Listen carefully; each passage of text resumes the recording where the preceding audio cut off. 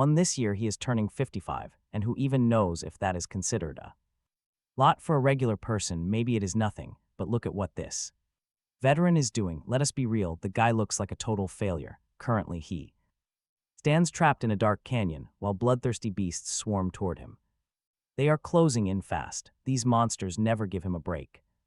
Fighting hurts at 55. He is no super soldier, just an old swordsman. The starving beasts do not care about his reputation or his tired bones. To them he is only meat. Suddenly, a goblin snatches a young girl. She is bleeding out, completely helpless. In her final moments, she looks back with tearful eyes at her dearest friend, an orphan boy raised without a family. The young boy watched in horror as their beloved teacher fell into the monster's jaws and let out one final agonizing scream. This nightmare claimed everyone. All the orphan children he considered his brothers and sisters were taken. They were his only real family, but they died, and he was next on the menu. Just then, a massive rift tore open the sky, raining monsters onto the earth. Every creature was different, yet they all shared a singular urge to slaughter humans. One after another, the beasts tore away everyone the kid ever cared about. Soon his own turn came, but out of nowhere, a powerful figure appeared. A champion stood beside the terrified kid, who was too frozen to run. Death was literally breathing down his neck until his savior stepped in. Smiling warmly, the mysterious hero assured him that miracles are real. That promise of survival rescued the young boy from the very brink. From that day on, the kid swore he would become a savior too. This kid dedicated his whole existence to slaying those vile beasts. Years flew by as he transitioned from a boy to a seasoned fighter, staining his sword with monster blood. Yet despite all his victories, his actual rank never truly increased. Instead, he kept losing allies, burying friend after friend in a cycle of grief. Each loss was a heavy blow, reminding him of his failure to protect them. The guilt slowly ate him alive, rotting his spirit from the inside out. Now approaching his senior years, his aging body is finally starting to give out. Every single clash demands far too much stamina from his aching muscles. Meanwhile, the invading beasts keep evolving, growing smarter and more lethal. With no dreams, no home, and no family, what was his life even worth? He saw himself as a complete loser, destined to fade away forgotten. Soon, he would not even have the strength to save his own skin. Total despair had finally set in, yet here he is, grinding through another raid. Dozens of dead lizards litter the floor behind him as he drives his blade. Deep into the skull of the final boss, he just cleared the ancient dragon nest, but he is completely drained. Shin Sung-hyan is relieved. To survive, though, he is pushing his old body way past its limits. He has been swinging a sword for over 30 grueling years, but even so, his peak achievement was barely scraping into the top 100 national ranks. Among the ocean of active players, Shin Sung-hyan is just a drop of water. Fortunately, clearing this high-level dungeon rewards him with a rare skill book. After decades of absorbing useless artifacts, he finally gazes at his true potential. Sang-hyan stared at the book with interest, wondering if he could actually consume it. Suddenly, the avatar of his sponsor, the late bloomer model student, appeared before him. An unfamiliar cloaked man holding a mysterious book was now standing right next to Shin Sang-hyan. The sponsor praised the warrior for his hard work in the dungeon. He even handed over a nice reward for delivering that flawless final blow. Getting bonuses from his contracted sponsor, the late bloomer model student, was a huge win. The warrior was now at level 650, but he still needed more. Once he hits level 850, all artifact and title stats will double. But because of these insane conditions, he could not reap any benefits yet. That was true even with such a reliable star companion by his side. Then the late bloomer model student urged him to consume the artifact book. Without delaying any further, Shin Sang-hyan decided to consume the book right then and there. He grabbed the artifact to absorb it, fully utilizing his only unique skill. Back when he first awakened, Sang-hyan even tried cooking artifacts over an open fire. He even tried frying them, wondering if different cooking methods changed the effects. But in the end, it made absolutely no difference at all. 3 decades of those pointless experiments had finally come to an end. Every time Sang-hyan absorbed an artifact, he synchronized his mana. He eventually realized this was what activated his artifact absorption skill. But that realization came far too late, as other players had already surpassed him. Many had awakened with incredible godly powers right from the very start. So Sanghyun did not expect any major breakthrough this time around either. He waited for some kind of skill notification, but nothing popped up. His assistant apologized, explaining that almost nothing was known about this unique skill. Even so, the assistant begged him to try synchronizing one last time. They both knew that the old warrior simply did not have much time left. As Shin Sanghyun began to focus, he truly felt his life slipping away. He was far too old, with barely any strength remaining in his fragile body. If he had a son back in the day, that child would be fully grown by now. He could have been a grandfather, happily spending his days with grandchildren. Still, he knew he could not blame his loyal star curator for anything. The companion had done no wrong, but Sanghyun's life was still full of regret. He could never forget the back of the legendary hero who once saved him. He had spent his entire life desperately trying to become just like that savior. But now he was just exhausted and broken, feeling far too old to continue. He muttered that he wanted to be young again, while his curator watched silently. Finally, Sanghyun announced his retirement, telling the curator to find another player. Their long contract was officially coming to an end. In response, the star curator opened his book and initiated a strange spell. Suddenly, the entire room erupted in a blinding flash of vibrant colors. The confused warrior looked up at his constellation, unable to comprehend the situation. An overwhelming fatigue washed over him, and his body felt like it was melting. The last thing he witnessed was the glowing emblem of his constellation fading away. It seemed the late bloomer model student was discarding him like a failed experiment. The reporter listened with absolute fascination as the legendary story unfolded. Awakened players talk about mysterious dungeons and dangerous gates. The head of the Hunchang Corporation explained how players joined the community and explained that dungeons were stepping stones for them. Gates are other dimensions. Bordering on uncharted territories, these wild, uncharted lands are places that players must explore and survive in. This exact interview was broadcast on television. Shin San-hun watched this program many years ago, but now it seems that time has truly turned back. The young man sits on his sofa, cleaning his sword while feeling incredibly confused. Although 4 days had passed, he began to gradually realize the changes that had happened to his body after losing consciousness. He woke up right in his own apartment where he had lived 30 years ago. Seriously, talk about a massive shock. He examined his body and realized he was no longer a 55-year-old man, but a young 25-year-old guy with all his memories intact. Shin San-hun thought about this crazy event, trying to understand the reason why he had returned to the past. The only thing he clearly knew was that a mysterious constellation had performed a miracle for him. He was still puzzled, but he had gradually gotten used to it, realizing that it did not matter why he was here. Now it was finally time for work. The young man held a venom dagger in his hands, a basic bronze tier artifact that he had been lucky enough to acquire recently. This weapon was, of course, low-ranked, but it still held a hidden ability, although the assimilation speed was slow because Shin San-hun had not used this weapon in ages. The most important thing was that hidden power. Soon, the young man began the process of synchronizing his mana with the venom dagger. Shin San-hun entered a state of unconsciousness, a special mental space he must enter to consume the artifact. Each time was incredibly exciting, making it impossible to know in advance what kind of dish would be created. Soon, a huge plate of grilled chicken appeared. A system notification informed him that preparations for the absorption of the venom dagger were complete. Shin San-hun was glad that this time the dish was completely normal. He was terrified it would turn out to be something disgusting like swamp centipedes. Fortunately, this appetizing chicken could be devoured at any time, even without feeling particularly hungry.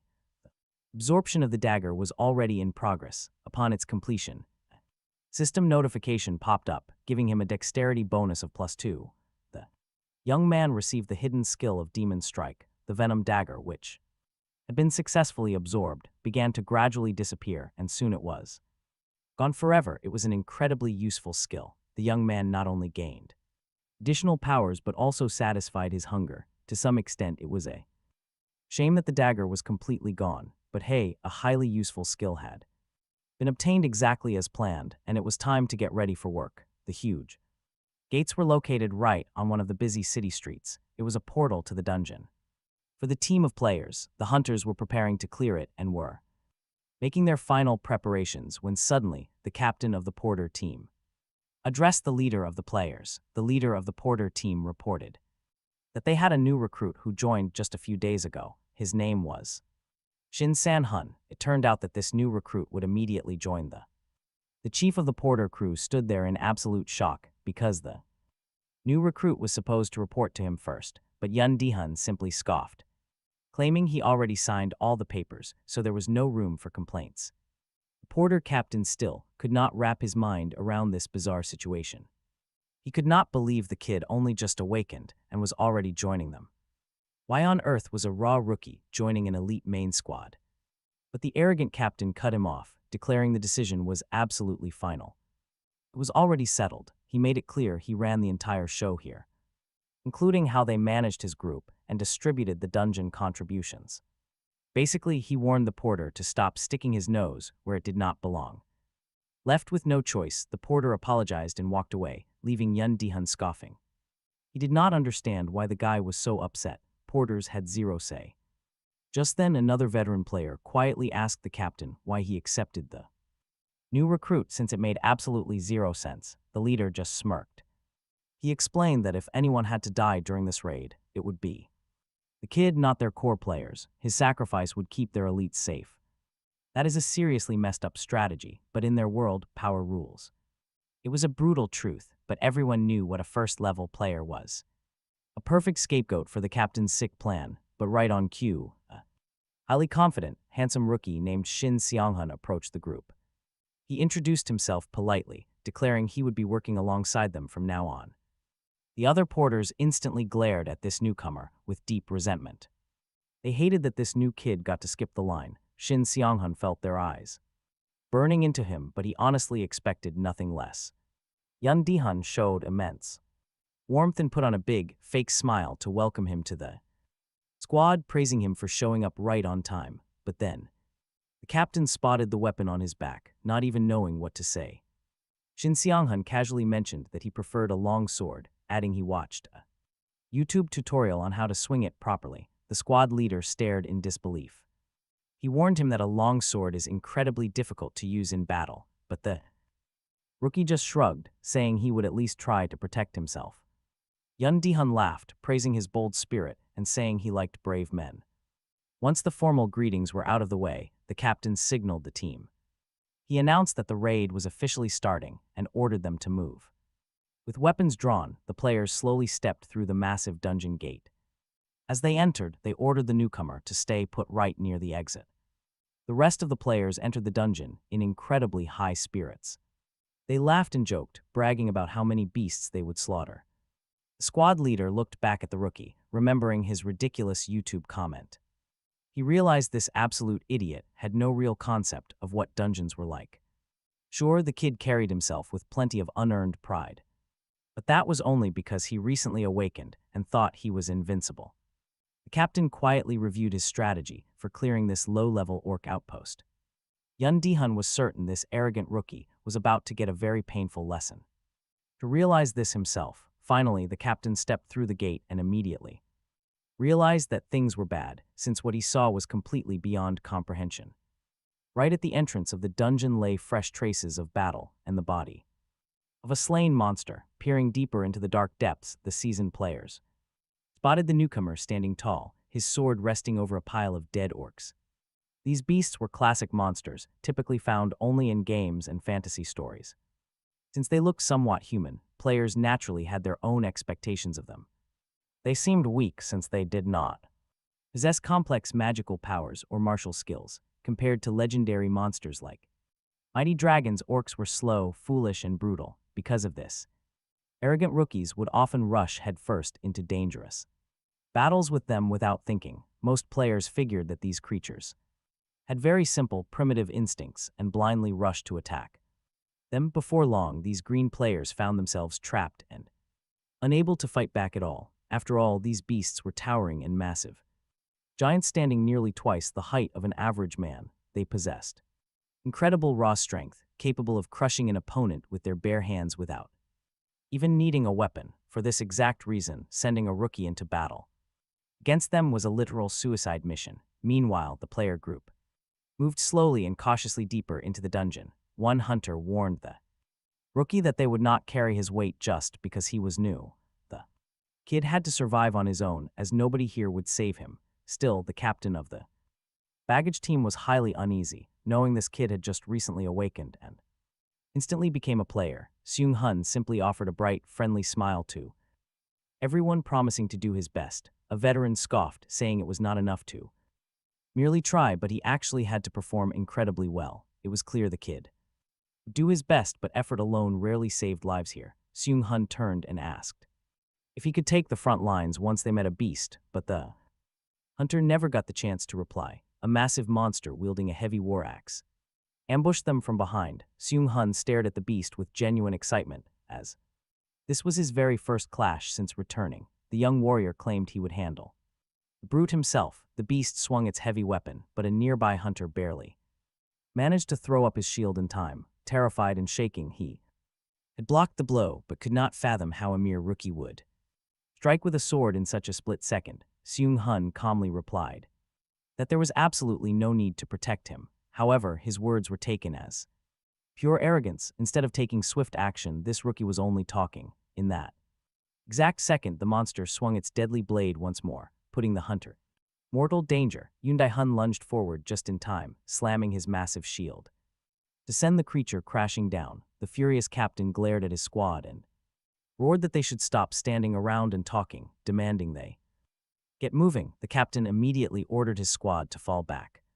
He would handle this threat alone. The beast was incredibly strong and, enraged by the sudden impact, it lashed out violently at the leader. Yoon Dae-hun swiftly dodged and drove his sharp blade deep into its chest. Yellow blood pours from the massive orc's chest as the team watches in awe. The rest of the squad is absolutely thrilled, cheering wildly for their incredible captain. He landed a clean pierce right through the beast's heart, but it was still breathing. The monster growls viciously, its eyes burning with pure hatred, even with a pierced heart.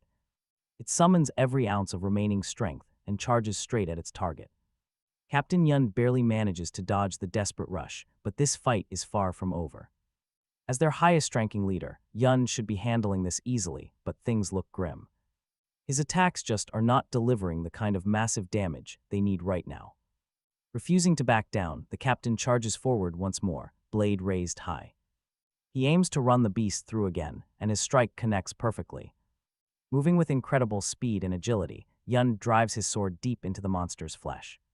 The massive orc finally crashes onto its back right in the center of the dungeon floor. The squad breathes a sigh of relief, assuming Yun just finished the beast off. Satisfied, the captain acts cool, saying it was nothing and checking on his teammates. Grateful to their captain, the crew confirms they are all perfectly safe.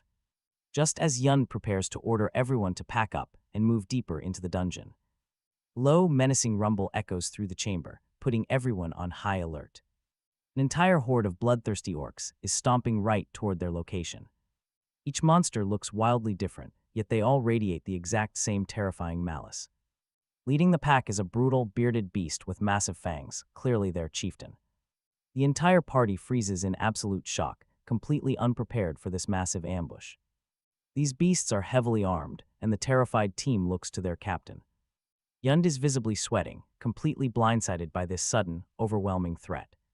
After a tense, silent moment, he realizes they need to fall back immediately.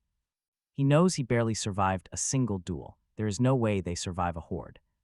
Taking on this entire pack head-on would be nothing short of a suicide mission. Suddenly, Shin Sang-hyun breaks the tension, casually asking if he can take them on. The veterans turn to him in disbelief, convinced their ears are playing tricks on them. As this rookie completely lost his mind, he was supposed to stay safe at the entrance. Instead, he is spewing absolute madness. Yund looks at the approaching monsters, exasperated. He tries to explain that while initiative is great, a freshly awakened rookie stands no chance. But Shin is already tuned out, unsheathing his longsword with calm focus. Without waiting for permission, he charges headfirst down the corridor straight at the horde. In a flash, the rookie closes the distance, slicing the lead orc clean in half. The entire team is left utterly speechless, their brains failing to process the sight. Mere level 1 beginner just effortlessly sliced a high-level monster in two. Shin mutters to himself not to worry, criticizing his own sloppy and uneven strike. He blames it on being level 1, completely oblivious to how insane he sounds. No time to chat, the next enraged beast is already lunging straight at him. Seeing their fallen comrade sliced to pieces, the remaining orcs lose their minds. They fly into a blood-fueled frenzy, abandon all tactics, and swarm the young man. Shin knows his level is low, but his real-world combat experience is unmatched. He tightens his grip on the hilt, ready to show them a real master. With a swift, fluid motion, he unleashes a dazzling flurry of blinding slashes. His movements are flawless, each strike carving through the air with lethal precision. His sword moves with flawless precision. Every single strike lands exactly where he wants. Having hunted thousands of these beasts in his past life, this was nothing. The fleeing players stop. They realize this incredible newcomer can actually take them down. He was wiping out the entire horde. Now, only one massive orc remained. The beast was an absolute giant, covered in armor and heavily armed. It wore knee pads and heavy shields, looking completely untouchable from head to toe. But heavy armor means slow speed. Sung Hyan easily dances around his sluggish opponent. Slipping past its guard, he slashes through the monster's thick hide with one swift strike. The captain warns him that normal attacks won't cut deep enough through its dense skin.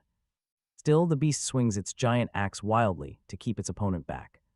The situation looks intense, but our rookie is as calm and focused as ever. Telling his teammates not to panic, he steps forward to end this battle. Sung Hyan unleashes his signature move, the devastating demon strike skill. The impact makes the giant orc tremble, freezing its movements with a heavy stagger. Seeing that the crowd control has worked, Sung Hyan spots his chance. He only has a tiny window of opportunity, but that is all a master needs. With a flash of his razor-sharp blade, he delivers a fatal, devastating blow. The massive beast collapses to the ground, sliced to pieces before the stunned party. The stunned players and their captain have no idea what they just witnessed. This rookie literally just awakened a few days ago, yet he has this skill. He didn't just stagger the monster, he completely shut down a massive elite boss on his own.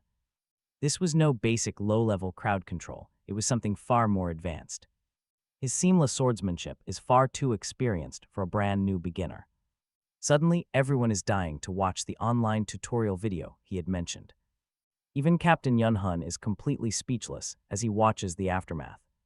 No one has ever seen such perfect crowd control used against an armored elite. And the fact that a rookie who awakened mere days ago did it is insane. Where did he find this skill? Meanwhile, Sung Hyan hears a satisfying system chime. A message pops up confirming he has successfully leveled up from the battle. He even unlocks a rare evasion passive, which is a massive bonus for him. Next, the system prompts him to distribute his newly earned stat points. Without wasting any time, Sung Hyan dumps every single point straight into his luck stat. He realized the true value of this stat far too late in his past life. High luck boosts drop rates for legendary artifacts. Talk about a massive cheat code. Captain Yunhun approaches the young man, looking him up and down with deep suspicion. He demands to know the exact name of that skill and how he got it. Obviously, he can't explain his decades of combat experience and regression from the future. So keeping those secrets to himself, he shrugs and gives a much simpler answer. He claims he just woke up with it, which immediately sends the captain into a rage. Believing he's being mocked, the angry leader demands the actual truth instead of lies. But before he can yell any further, his eyes suddenly drop down to the newcomer's weapon. He notices the strange long sword, realizing this is no ordinary low-tier blade. In fact, it is actually an incredibly rare, diamond-level relic that radiates immense power. To prove his point, Sung Hyan casually hands the weapon over for the captain to inspect. Yunhun takes the massive, glowing blade, his hands trembling as he begins to scan its stats. It was just a faded two-handed sword, a completely ordinary artifact. Captain Yun confirmed that he was holding a basic, run-of-the-mill weapon, and yet he could not understand how the guy easily slaughtered orcs with it. The leader was deeply annoyed, especially since he had been clearing dungeons for 20 years. Yet even after all that time, he did not possess such an incredible skill. Just then, a teammate shouted to get the captain's attention, warning that the middle boss had finally woken up. Captain Yun was still incredibly distracted, but his squad was waiting for immediate orders, and crucial choices had to be made. Yun Dekyung turned to the newcomer, warning him that fighting basic orcs was a walk in the park, but but now. It was time to step back and stop pushing his luck. In short, the leader felt that the young man's abilities would be totally useless here because they were about to go head-to-head with a terrifying orc demon. Sang-hun, of course, kept quiet about the actual reason he had joined this specific raiding party right after his return. Instead, he turned his focus to the other players. He had to say something right now to make sure this entire situation played out perfectly in his favor. Sang-hun looked at the group leader and asked if he could keep the dropped artifact all for himself, provided he single-handedly defeated the orc demon. Everyone's eyes nearly hit the floor. Honestly, who can blame them? Yet the rookie just kept smiling, calmly explaining that he was highly interested in the rare loot drop. The reality of this squad was simple. Every single raid member was paid based on their own direct contribution to the fight, and the legendary treasure that only dropped from taking down this giant orc dragon was the Crimson Stone. Even after slaying 100 demon orcs, getting one was incredibly rare, and the drop rate was almost 0%. However, back in his past life, Sang-hun's old party had entered this exact same dungeon and failed miserably against the orc demon, yet they were fortunate enough to catch a glimpse of the Crimson Stone. Right when a rival team successfully claimed the prize, Sang-hun, completely drained, had only watched. The lucky hunters cheered for their leader, asking how he had secured the Crimson Stone. They knew they could make a fortune by selling the rare treasure, since it was one of the very few items that activated the legendary delay skill. Sang-hun stared at them with envy. It was the first time he had ever heard of the delay skill, which he absolutely had to have. Now the young hunter finally had a direct shot at claiming it. He just needed the rest of the party, specifically the stubborn leader, to give him the green light. Sang-hun knew this squad divided rewards strictly by contribution. If he personally crushed the boss, they would have no ground to deny him the loot. Yun Dekyung sensed that this arrogant rookie was clearly plotting something. He realized the kid was definitely not some helpless weakling, but he still refused to surrender such a highly valuable prize. The other hunters just assumed the kid was completely insane and refused to take him seriously. He obviously thought he was some unstoppable genius just because he managed to slay a few low-level beasts. Sang-hun truly needed that game-changing delay skill for his future plans, so he completely ignored their mocking insults and stayed silent. The squad leader finally stepped in to quiet the rest of them, telling them to lay off the newcomer before giving Sang-hun the go-ahead to do as he pleased. Captain Yun added that the kid he would only get to fight the demon orc if the main squad couldn't handle it. The captain was dead serious, repeating that the rookie could step in and take the monster down alone if they failed. Hearing this, Sang-hun realized he didn't even have to lift a finger here. To be honest, that was exactly what he wanted. He just didn't expect it to be this easy. Captain Yun told him to stay out of the way while they handled business, then led his squad toward the battle zone. He was absolutely furious that a rookie with just one skill had acted so cocky. Deciding to clear this dungeon fast, he wanted to leave Sang-hun with absolutely nothing. The captain firmly believed that experience was the only thing that mattered on the battlefield. Standing before the boss room doors, he took a deep breath. He swung the heavy doors open, revealing the deepest part of the dungeon. There stood a massive monster gripping a giant axe, a glowing crimson stone embedded in its chest. The mid-boss of this dungeon was a bloodthirsty demon orc, and it looked terrifying, its horns curled back like a ram's. With long fangs, heavy chains, and a glowing artifact pulsing in its chest, it looked unstoppable. Now this is where the real fight begins. Captain Yun ordered everyone to prepare. The hunters sized up the beast, mapping out their strategy. Sure, the demon orc looked frightening, but it was nothing they couldn't handle. The captain signaled his squad to surround the beast and strike. He wanted to show Sang-hun that teamwork is everything in a real fight. Out here, survival is always the only thing that truly matters. Weapons drawn and led by their captain, the squad charged straight at the demon. But a split second later, Captain Yun was slammed into the dirt. His face was covered in blood, and he could barely gasp for air. He had absolutely no idea what just hit him, completely dazed and disoriented. Watching from the sidelines, Sang-hun actually felt a brief surge of worry for them. Seeing everyone recklessly charge the monster together was a recipe for disaster. It reminded him of how his old squad behaved in his past life, right before they all died. Desperate for answers, the panicked team turned back to their fallen captain. Nobody wanted to die here. Watching them, Sehun kept his eyes on the boss. This demon orc was on a whole different level compared to his last opponent. It was official. You really can't trust random survival guides on the internet. Suddenly, Captain Yun screamed at his team to fall back immediately. There was no point in throwing their lives away. Seeing this, Sehun smiled. The other hunters stared at him like he was crazy. How could anyone laugh when facing a monster this dangerous? But there was no time to talk. With the demon right in front of them, the captain barked another order. Get out of here now. The terrified hunters didn't need to be told twice. They scrambled back in relief, ready to abandon the raid entirely. Before leaving, Captain Yun warned Sehun not to complain when he got torn apart. But to Sehun, that warning sounded like a green light. He slowly drew his sword, calmly declaring that he wasn't going to die today. Meanwhile, the giant demon orc was sick of waiting for them to finish talking. Raising his massive axe, the beast charged forward to end them all. He charges straight into the attack. Sang-hun knows that comparing raw stats is useless. Against an orc demon, he stands absolutely no chance, but he has an insane wealth of experience from his past life, and he is going to use every bit of it.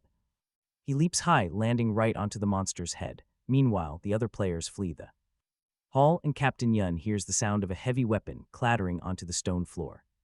And freezes. Could this newbie actually have disarmed the massive orc? At that very moment, Sang-hun is shaking out his tired hand. He knows his only real option is to dodge the relentless attacks of this orc demon. The mid-level boss is furious, growling as the crimson stone on its chest glows with intense power. Sang-hun pays absolutely no attention to the beast. He only has eyes for that glowing artifact.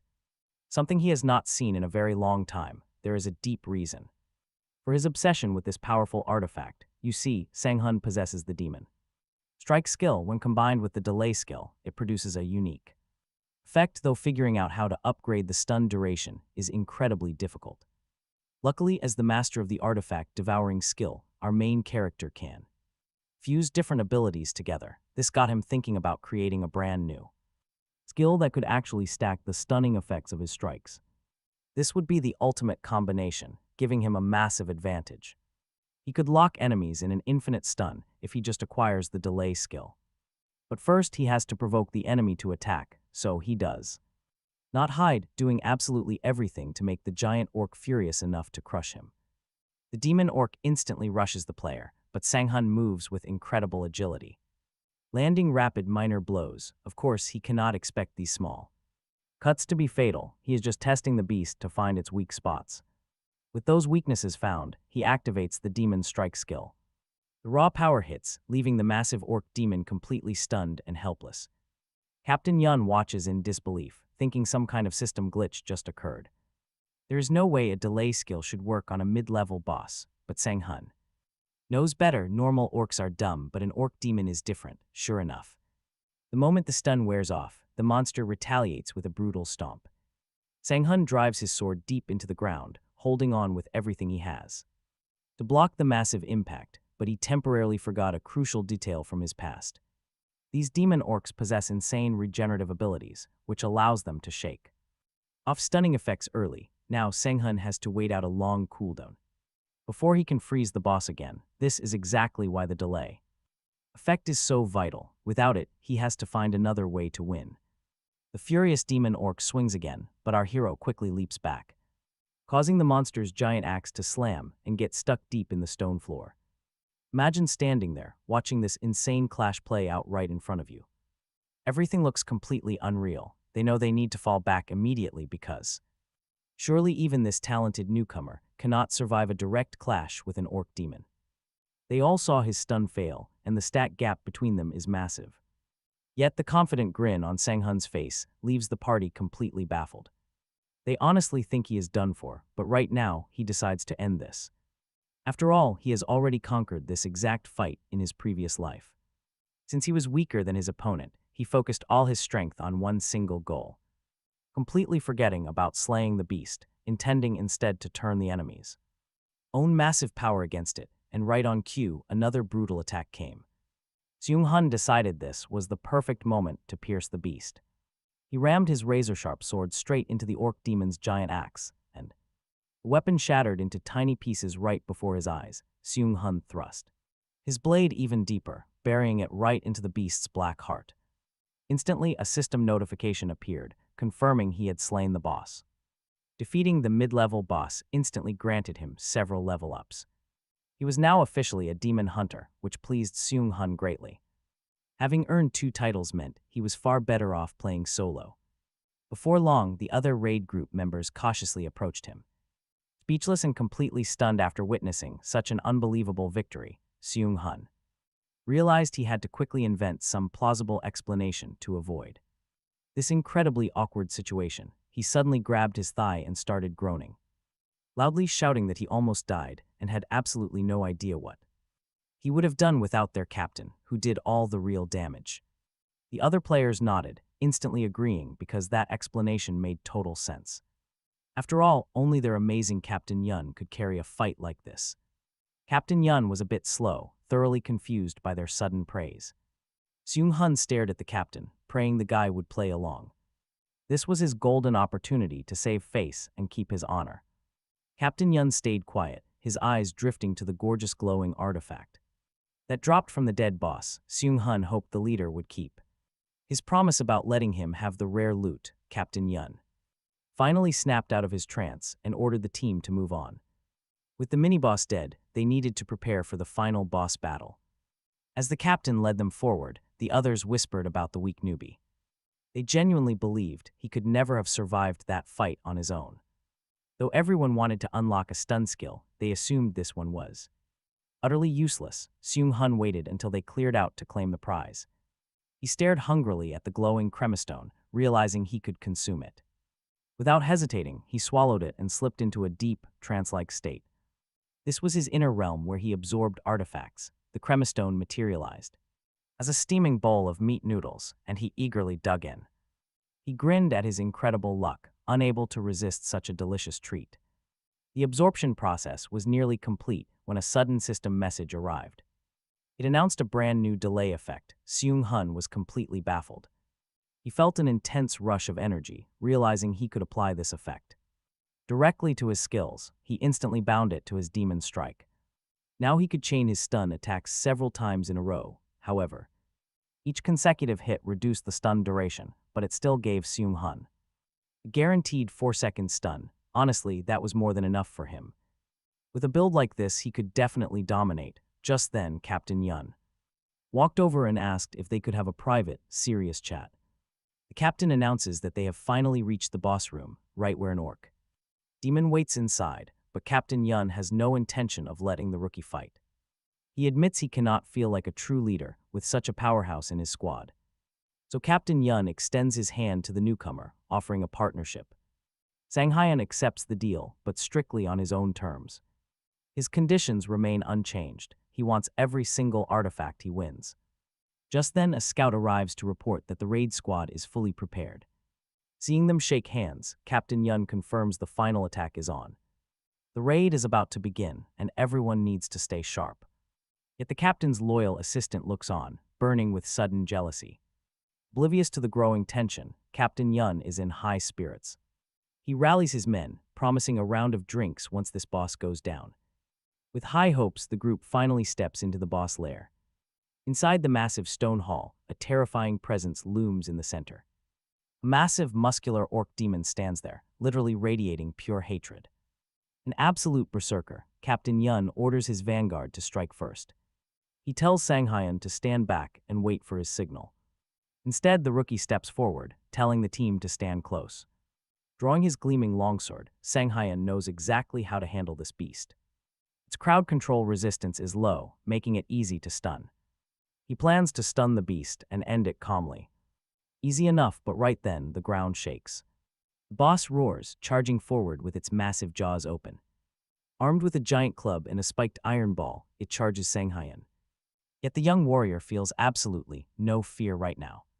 Back in the day, fear controlled him. He was terrified of everything. Starting as a lowly porter, he spent agonizing years just trying to survive. Every raid squad rejected him back then, saying his weak skills were useless. But those days are over. Sang-hyun is a completely different man now. He refuses to live in the shadows or repeat his old mistakes. To forge a new destiny, he must prove his worth to everyone.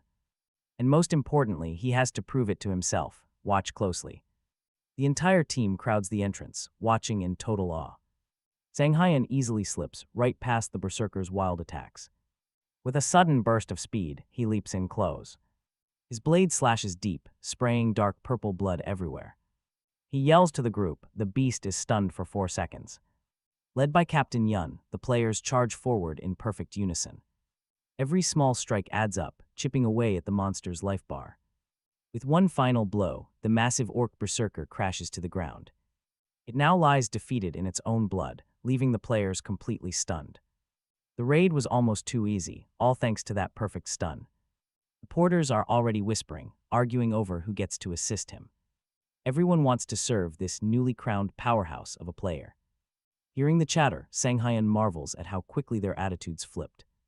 They quickly changed their tune, trying to play friend, though Sanghayan had absolutely no interest in helping them. Suddenly, system alerts started flashing in front of him. His level shot up. He unlocked a brand new title, unsurpassed in strength. He couldn't help but grin, realizing he was absolutely swimming in legendary titles today. Especially since his past life never granted him even a single one. Incredible. But this wasn't enough. Sanghayan had to reach his ultimate dream. He wanted to be like Korea's top-tier fencer, the legendary master Dukongsu. He was a ghostly blade, a collector, the ultimate and perfect sword. All achieved within 2 years of playing. Yunu was his idol, and before our hero regressed through time, he had actually managed to reach level 500 himself. With enough hard work, Sanghayan knew he could easily catch up to that level again. But his deep silence was starting to make the other hunters pretty suspicious, forcing him to quickly lie and claim he was only warming up. Then Captain Yun stepped forward, thanking Sanghayan for the hard work before handing him a special artifact. Sanghayan was genuinely caught off guard and asked why he was suddenly receiving this. Captain Yun simply smiled, saying he always made sure to show proper gratitude. Besides, it was only a cheap bronze-tier item, so he could easily afford the gesture. It was cheap, that was the only reason the captain gave it away. Had it been anything valuable, he definitely would have kept it for himself. But now, he just hoped to never see Sanghayan ever again. Captain Yun knew keeping his distance was safer, since this guy was just too dangerous. He was in another league entirely, but this gesture sparked some serious jealousy. Specifically with the captain's loyal right-hand man, who felt completely ignored. Completely unfair, the man decided he was done being ignored like this. Blinded by pure hatred, the man pulled out his phone and made a deadly call. Ensuring the captain and Sanghayan would die soon, talk about a sore loser. Once the dungeon raid wrapped up, Sanghayan headed home in an amazing mood. He finally realized the true value of being a player, a far cry from his old life where he spent years working as a miserable porter, plus his bank account was looking incredibly good right now. It turned out Captain Yun paid him double the rate, not even counting the sweet bonus item he secured after clearing that boss room. It was a berserker ring, a bronze artifact with a weight reduction effect. Even though it was only bronze, getting a passive weight lightning skill for free was awesome. This meant he could easily lighten his heaviest weapons on the fly, though. It did drain exactly 1 mana point per second to keep it active. Most ordinary players would run entirely out of mana before even swinging their blades. But Sanghayan knew better, thanks to all those long years in his previous life. He had already mastered all the hidden, delicate tricks of his unique abilities. Back then, experimenting with mana-guzzling artifacts had led to some truly shocking results. Certain items had heavy penalties, yet their actual active mana costs remained unchanged. Without wasting a single second, Sanghayan decided to combine his mana with the ring. Since he was sitting on a massive stack of cash, any penalties didn't bother him. And having more active skills would only make grinding for gold even faster later. Soon we cut to an exclusive city nightclub, and you already know things are about to get shady. Inside, the high-end private club was buzzing with some incredibly shady figures. The red-haired player tried to convince the gang that the cocky newbie actually possessed a 4-second stun, but the gang leader just shook his head, telling him there was absolutely no reason to yell or act so damn aggressive here. The giant thug just growled, asking what the redhead wanted. The redhead insisted that this wealthy kid definitely carried a broken, high-tier stun artifact. Still, the unimpressed boss did not care about his cowardice. Trembling with absolute terror, the stuttering redhead quickly claimed he was only offering helpful, mutual cooperation. A menacing shadow suddenly stepped in, cutting him off mid-sentence. But get this, things are about to take an incredibly dark, brutal, and bloody turn. With a flash of cold steel, the red-haired guy's ear was severed. A terrifyingly calm player stood there, holding a drink and a bloodied sword. Wiping the blood, he warned the trembling stranger that his gang does not take orders. If he wanted results, he needed to pay up right now. The scarred bandit demanded cold cash for this. 3 deep vertical scars ran over his empty, terrifying blind eye. Demanding payment for the ear, he asked exactly where to find the kid they needed to crush. Meanwhile, tucked away in a scenic valley, lay the player's private training ground. Sang-hun was spending almost all his time grinding here, desperately pushing his body to master his skills. Before tackling the next dungeon, he summoned some weird cold soup. It was a gift from the Berserker's Ring, but it tasted pretty terrible. But there was no time to complain when the rewards of his training were this massive. Now wielding a massive sword felt as light and natural as spinning a toy. The active lightning effect stripped away almost all of the weapon's heavy drag. Sang-hun stayed active, deciding to stick with a giant 2-handed blade for now to be safe. He did not want to risk losing his grip during a chaotic fight. After a fierce practice run, he smiled. Things were looking pretty good. Things were developing nicely, allowing him to pull up his system window and study his stats. He realized he desperately needed the backing of a powerful constellation. Since you only get one shot at this, he had to choose wisely. If he had a choice, he wanted a cosmic patron that perfectly boosted his highest, most dominant attribute. Ideally, he would snag the luck constellation, but he knew his limits. Right now, his low-tier stats would not attract anyone legendary. With nothing else to do, the young man headed straight back inside to keep grinding away. Hour after hour, he pushed his limits until his muscles screamed in protest. Exhausted but determined, Sang-hun packed his gear and drove off. For 3 brutal days, his life was nothing but driving, endless training, and pure focus. But the exhausting grind was fully worth it when a powerful new skill finally unlocked. Finally, Sang-hun stood before the massive gates of an exclusive solo dungeon. Other hopeful players typically have to wait in line for an entire month just to get inside. But Sang-hun had the cash to bypass the line and buy immediate entry. Just as he prepared to enter, he spotted a suspicious car hiding nearby.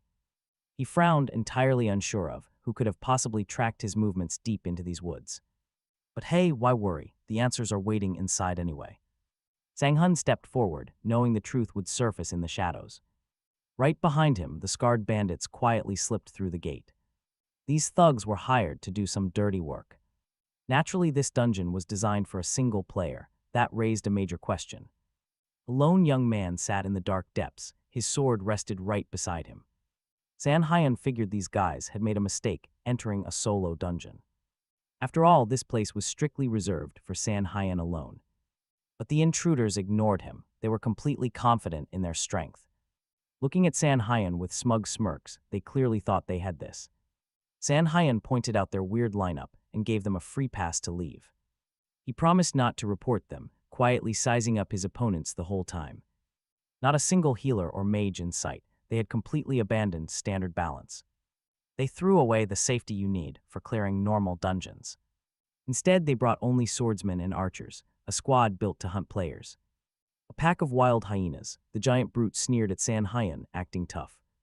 He warned that once Sang-hun died here, there would be no recovering.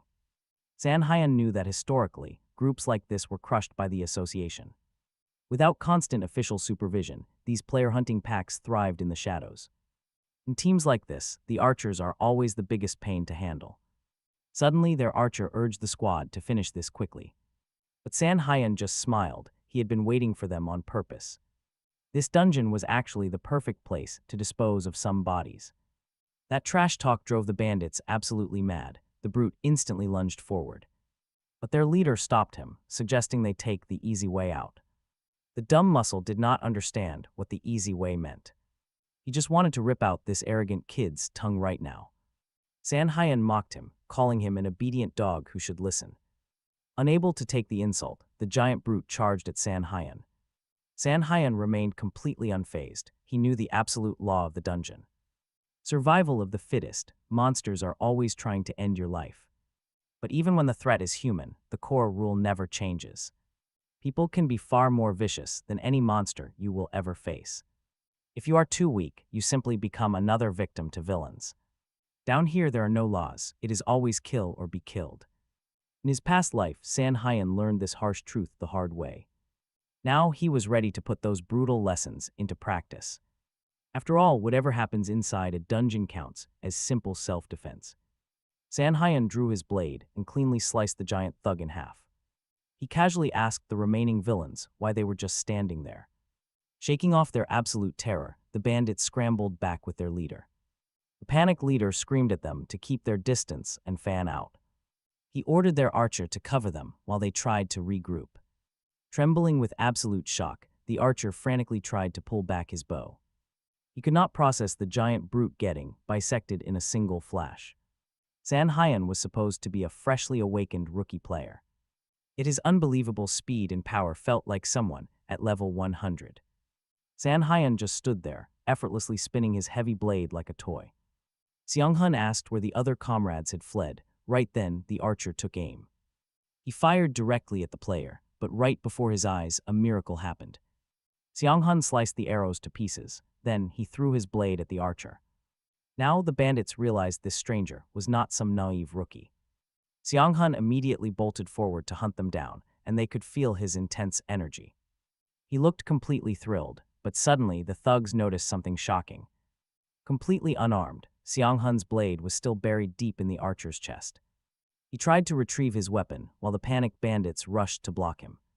He grabbed his hilt just as the remaining thugs closed in on him. They raised their blades, eager to execute this nameless player who killed their crew. A heavy-set bandit swung a massive axe, fully confident in his strike. But instead of hitting Seonghun, he accidentally sliced his own teammate. Seonghun simply held his hilt, effortlessly balancing in midair directly above his attacker. Talk about a terrifying move, the bandits realized they were facing a total psychopath. Suddenly, the heavy hand of their leader, Yun, slammed onto a comrade's shoulder. The underling had no time to comprehend what his boss was planning. Yun ruthlessly threw his own man straight at the approaching threat. Now only two remained. Seonghun believed these bandits were harvesting and selling human organs. Zero trust, he was sure they were united only by greed. Their actual goal was collecting rare mana stones through these black market transplants. Seonghun knew his young face made him look weak and inexperienced. But his theory hit the bullseye, and the gangster did not like it. He did not care how this brat figured out their dark secret. This insolent kid had to be silenced forever. Jun stepped forward with his weapon ready. He aimed a lethal strike straight at the young man's head. But Seonghun instantly triggered his demon strike skill, freezing the bandit solid. This paralysis left the bandit completely helpless, giving the player the ultimate opening. Jun realized his mistake too late, remembering a warning from his crewmate. He recalled getting a tiny scratch while holding his partner's head earlier. Just a minor graze, but it turned out to be completely fatal. It was over. Seonghun quietly declared that their little game was done. Jun could not believe his ears, unable to accept this sudden defeat. He was going to die right here, for absolutely no reason at all. He was the one who did the slaughtering, never the one who ended up dead. That was his life. He always preyed on weak, beginner players. He would gain their trust, only to butcher them without any mercy. Their desperate cries and pathetic promises of obedience meant absolutely nothing to him. He killed simply because he could, but now the tables had turned. Facing his own demise, the killer felt absolute, bone-chilling terror. He was cornered. Seonghun calmly washed the blood off his blade in the river. He knew he should not get too comfortable with taking human lives. After all, he had only recently regained his youthful body. This bloody self-defense ruined his chances of securing a constellation contract. He had no other choice, but high-ranking spirits rarely cared about context. Suddenly, a massive pile of glowing loot materialized on the ground nearby. He ended up walking away with 8 total artifacts after surviving that brutal fall. Every single one of these items now belongs entirely to him. After tidying up his weapons, he gets dressed and ready. He straightens his clothes just as a system notification chimes in.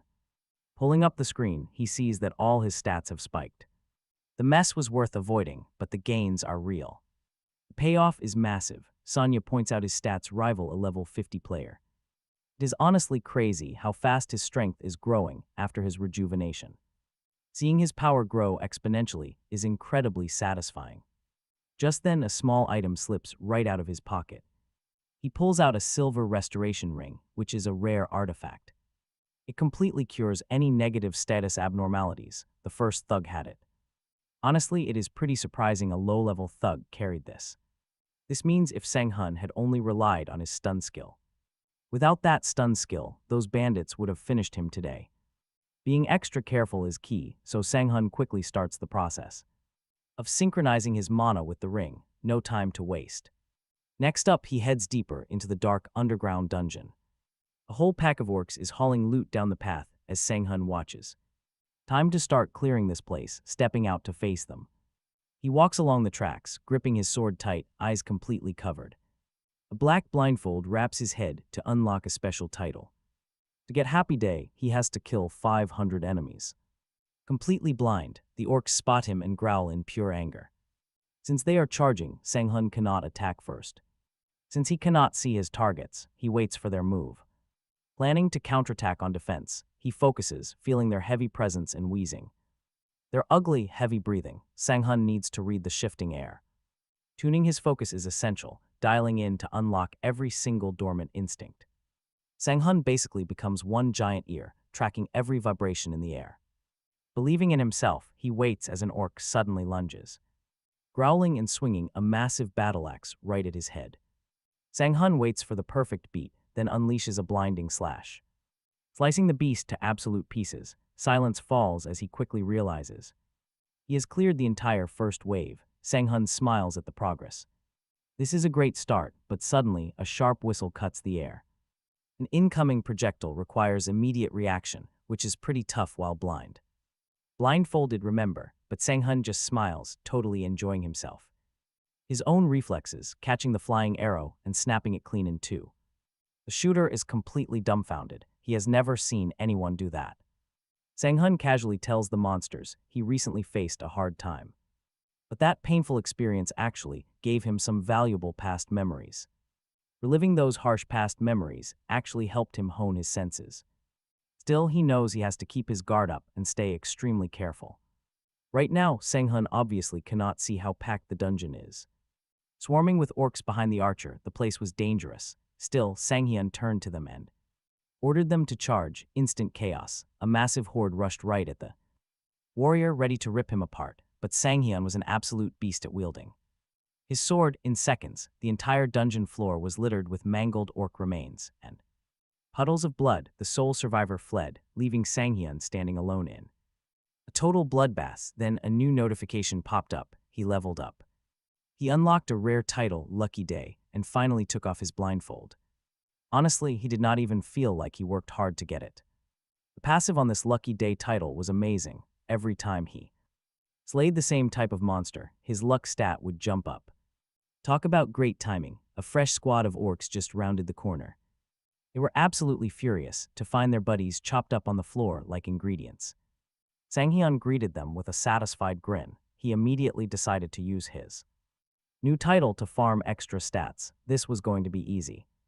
And it was. He cleared the room and his luck stat skyrocketed. Sang-hyun realized his stat had jumped by a massive 30 points, all because of his new title. This was actually way better than standard platinum tier stats. He was busy admiring his shiny new rewards when things suddenly shifted. A deep red glow flared behind him. Sang-hyun was thinking he could buy a house and live comfortably in this life, but a sudden warning popped up. The space around him began to warp. He did not expect this so soon. Incredibly, 3 powerful cosmic constellations were offering contracts to the player. These were the Cleaner of the Fallen Dimension, the Pilgrim of the Vast Cosmos, and the Goddess of Luck. Sang-hyun was totally thrilled. It was happening so fast, plus getting 3 offers at once was a major jackpot. The Goddess of Luck stepped forward, staring at him intensely. Sang-hyun wondered if his overwhelming confidence had actually annoyed her. Honestly, he was lost. He had absolutely no experience with this kind of situation from his past life. But the Goddess of Luck simply crossed her arms and smiled sweetly at him. She made it completely clear that she was extremely interested in a deal. The goddess was fascinated because she had never encountered a lucky swordsman before. Sang-hyun breathed a massive sigh of relief. He realized he held all the cards. All three wanted him. Why not use this to his absolute advantage? He noticed that the cleaner of the fallen dimension specifically appreciated his raw ruthlessness. This god usually watched killers and was drawn to Sang-hyun because he had wiped out an entire army of orcs in record time. Meanwhile, the mysterious pilgrim of the vast cosmos seemed interested in his deepest motives and true heart. It was quite rare for this god to appear. Legend says he only shows up for players with the potential to become saints. Sang-hyun stared at the three gods, carefully calculating his next move. He figured the pilgrim of the vast cosmos only came because of the divine presence of the goddess of luck, who drew immense attention. She was incredibly popular, even among other high-ranking deities. The goddess of luck gently explained that she did not demand an exclusive contract, meaning he could still sign with another god and keep her blessings. Getting her contact info was excellent news. It opened up massive opportunities. It was a massive achievement. The entire gaming community agreed. This archer hit targets effortlessly, even in completely empty space. Blessed by this world, arrow count was never a worry. No empty quivers. This legendary celestial archer received the highest praise. It made sense. His destructive power and luck were legendary. Actually, there was a secret: his contract with 2 constellations. One of those impossible forces was the goddess of luck.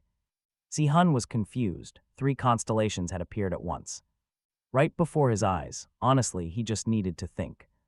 They pushed him. Choose now, they urged. Decide your fate. One constellation even muttered that choosing him was a huge mistake. But Si-hun knew the goddess of luck was the best. There was absolutely no doubt about that, none at all. But if the others rejected him, his future was decided. It would be locked in right here and now. In his past life, 10 whole years passed. He had 0 constellations. Not a single patron. Then one fine day, someone reached out. It was a late blossoming model student offering saving grace. Si-hun was ecstatic. Finally, a glimmer of real hope. His life was misery, yet he dreamed of better days. But years passed, nothing changed. He was still stuck. He gained absolutely nothing from his patron.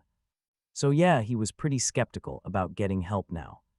Cosmic beings always demanded ridiculous, near impossible things from humans. To get a tiny status boost, he had to struggle. In his past life, he never managed to unlock that power properly. But that exact same power was what finally triggered his temporal regression. He had to stay grateful, but he must be careful. There would be no third chance. He had to play it safe. The young man looked from one constellation to another, carefully evaluating them. He could walk the holy path, strive for legendary sainthood. Or he could walk the path of absolute ruin, become a deadly killer, easily securing his name as the most feared hunter in history. Or he could pick sheer luck, use it to conquer everything easily. In the end, he made his final choice. He accepted one invitation. He chose the goddess of luck, sealed the deal instantly. If he died, this pact would last 30 years. A notification popped up. A multidimensional being was watching him. This powerful entity kept a close eye on the goddess. The contract was signed. Friendly gods showered him with congratulations. But several hostile gods, furious, they had wanted him. They declared war, promising to destroy his progress at all costs. Si-hun was completely lost. Why did they care so much? He had no idea why he attracted this kind of attention. Everyone seemed obsessed with his ultimate fate, but Si-hun decided to stop caring. He brushed off the noise. Best of luck, everyone. The goddess of luck reached out, deeply admiring his sharp focus. But as Si-hun checked his status screen, he froze instantly. What he saw there completely blew his mind. A notification flashed, promising he would become truly lucky in life. Incredible bonuses, rare artifacts, and legendary titles were suddenly within reach. Si-hun could barely contain his excitement as he read onward. His stats were primed to multiply, offering him endless new ways to grow. But his endless scrolling was making the goddess of fortune quite impatient. Floating nearby, she sighed, utterly bored of waiting for him. She asked what he planned to do about the other constellations. Si-hun replied instantly. He only cared about his goddess, and the rest could beat it. It was a bold rejection. Naturally, the cosmic spectators were furious. The pilgrim of the great cosmos warned they would meet again soon. and the cleaner of the fallen dimension swore to rip his head off. The goddess smiled, praising him for holding his ground. With his new buffs, Si-hun knew he had nothing to fear. Now let's see how these massive stat boosts actually play out. Si-hun marched forward, searching the dark corridors for the final boss. He needed this clear, solo, and right on cue the beast appeared. With the goddess of luck watching, he charged in. Si-hun swung his blade, expecting a quick and easy victory. He believed the monster would crumble easily, but this opponent was actually far tougher than expected. His sword clashed heavily, but the monster blocked every single strike. Standing before him was the ultimate threat, the greedy goblin lord. The beast was incredibly durable, forcing Si-hun to slash again. But his blade bounced harmlessly off the monster's thick, armored skin. Suddenly, the goblin lord unleashed a hidden, mental depression debuff. He froze, completely spellbound, though he knew exactly what was happening. It was a suffocating feeling, but not quite a full stun. This unique spell was designed to crush his will to fight. Feeling his resolve slip, Si-hun prepared his recovery skill. But the giant beast was already lunging forward with a heavy axe. Luckily, the drop in motivation did not completely freeze his movements. Si-hun realized this skill would be perfect against weaker enemies. He activated his recovery, determined to test his legendary luck. And honestly, watch how fast his luck turns this entire fight around. The negative debuff was cancelled completely, leaving the Goblin Lord looking absolutely furious. Si-hun struck back hard, completely shattering the massive monster's focus. The boss's annoying mental skill was destroyed completely. Smirking confidently, Si-hun mocked the beast for relying on such a useless trick. He quickly unleashed his heavy demon strike, slamming it straight into his target. The Goblin Lord stumbled back, completely stunned by the impact. But the stun was brief, so Si-hun charged in to finish it. He slashed wildly with his blade. A delay effect prolonged the stun. The goblin was completely frozen. Si-hun moved in instantly. Targeting its weakest, most critical spots, he was a complete beast. Our hero tested his high-level combos on this boss. The paralysis extended. The stun held. He danced around the giant beast, landing strikes. Si-hun deliberately dragged out the fight to practice his high-level skills. Finally, he delivered the final strike, bringing down the massive boss. The system screen flashed. He successfully cleared the dark goblin swamp. Si-hun earned a massive level up and gained a powerful title. Exhausted, he collapsed to the damp ground, desperately trying to breathe. From fighting thugs to clearing crazy dungeons, his day was pure chaos. Why did he have to grind so incredibly hard anyway? The goddess appeared. Teasing her favorite player, she called his terrible luck an absolute curse. But things were changing. From now on, immense luck would follow him. She smugly insisted that true luck is actually the ultimate gaming skill. Si-hun ignored her boasting and did what he does best. He dumped all his bonus points straight into his luck stat. It surged past 100, and watch closely, this is where the real fun starts. A shield was lying right beside the dead goblin boss, high luck. Affected drop rates, this was a magnificent legendary artifact. Si-hun smiled. It was the legendary shield of goodness. Thanks to his goddess, top-tier loot was basically guaranteed now. The shield boosted strength using mana and converted incoming damage into healing. With a goddess helping him, he would pull broken items constantly. Immediately, Si-hun began synchronizing his mana with the legendary shield. The goddess of luck beamed with pride, incredibly happy to help her player. Si-hun was thrilled. This was way better than his previous skills. He knew this luck stat completely outclassed his model student ability. Later, he visited a nearby quest zone to rent a dungeon. The manager gave him a cold, absolute rejection, no entry. Si-hun understood the manager's concerns, but he had private motives. He had to do this, no matter how risky. The manager begged him to reconsider this dangerous path. But Si-hun had seen far too many corpses this week. He couldn't stop now. First, he faced a long highway drive. He hurried along, eager to trade the goblin's shield for food. He exchanged it for a classic meal of rice and kimchi. Everything seemed fine until his old car suddenly gave up. The engine died completely and refused to go any further. Every warning light on the dashboard lit up in alarm. Si-hun needed a new car, but reaching the city came first. Getting there was far more important than visiting car dealerships. He knew low-level players were easy targets for criminals. Living in constant fear was something he refused to tolerate. Moving to the secure player's town was his only choice. It was definitely the right move. Plus, artifacts aren't just earned through hard work. They can also be bought, maintained, and upgraded, which requires serious cash. And right now, Sang-hyun realized he needed a whole lot of it, like a fortune. Luckily, Sang-hyun knew exactly where to get it. Alongside the rise of active players came a massive quest system, and governing all these challenges was a single entity. That powerful administrative force was known as the Players' Association. With them in charge, Sang-hyun felt totally confident he could manage. Soon enough, he arrived at the quest area in his beaten-up car. Even with all the warning lights flashing on the dashboard, it got him there. However, the manager at the reception immediately stopped him at the entrance. She explained that players must only take on dungeons matching their rank. Going into high-level zones was strictly off-limits to prevent tragic accidents. Sang-hyun promised he wouldn't cause any trouble and begged her to trust him. Sure, he was only level 17, but holding back his incredible skills felt wrong. Wasting his massive regression skills on a basic low-level dungeon felt like an absolute crime. But the receptionist refused to budge. She had heard those exact excuses before. And every single one of those overconfident players ended up dead. She insisted he stick to his designated level, which made perfect sense. Most rookies vastly overestimated their strength, but Sang-hyun needed to take risks. He wasn't going to waste time grinding through weak dungeons. Their intense conversation quickly drew a crowd of nearby players. Suddenly, Kim Miso from the elite Eden Guild stepped forward to investigate. Sang-hyun immediately recognized her. She was the famous level 100 archer. She was renowned as the pious archer, boasting a legendary A+ rank. But her unmatched combat skills weren't the only reason she was famous. Her father was the powerful chairman of Sacred Biotech, the guild's sponsor. And she stood right alongside the country's legendary shadow assassin.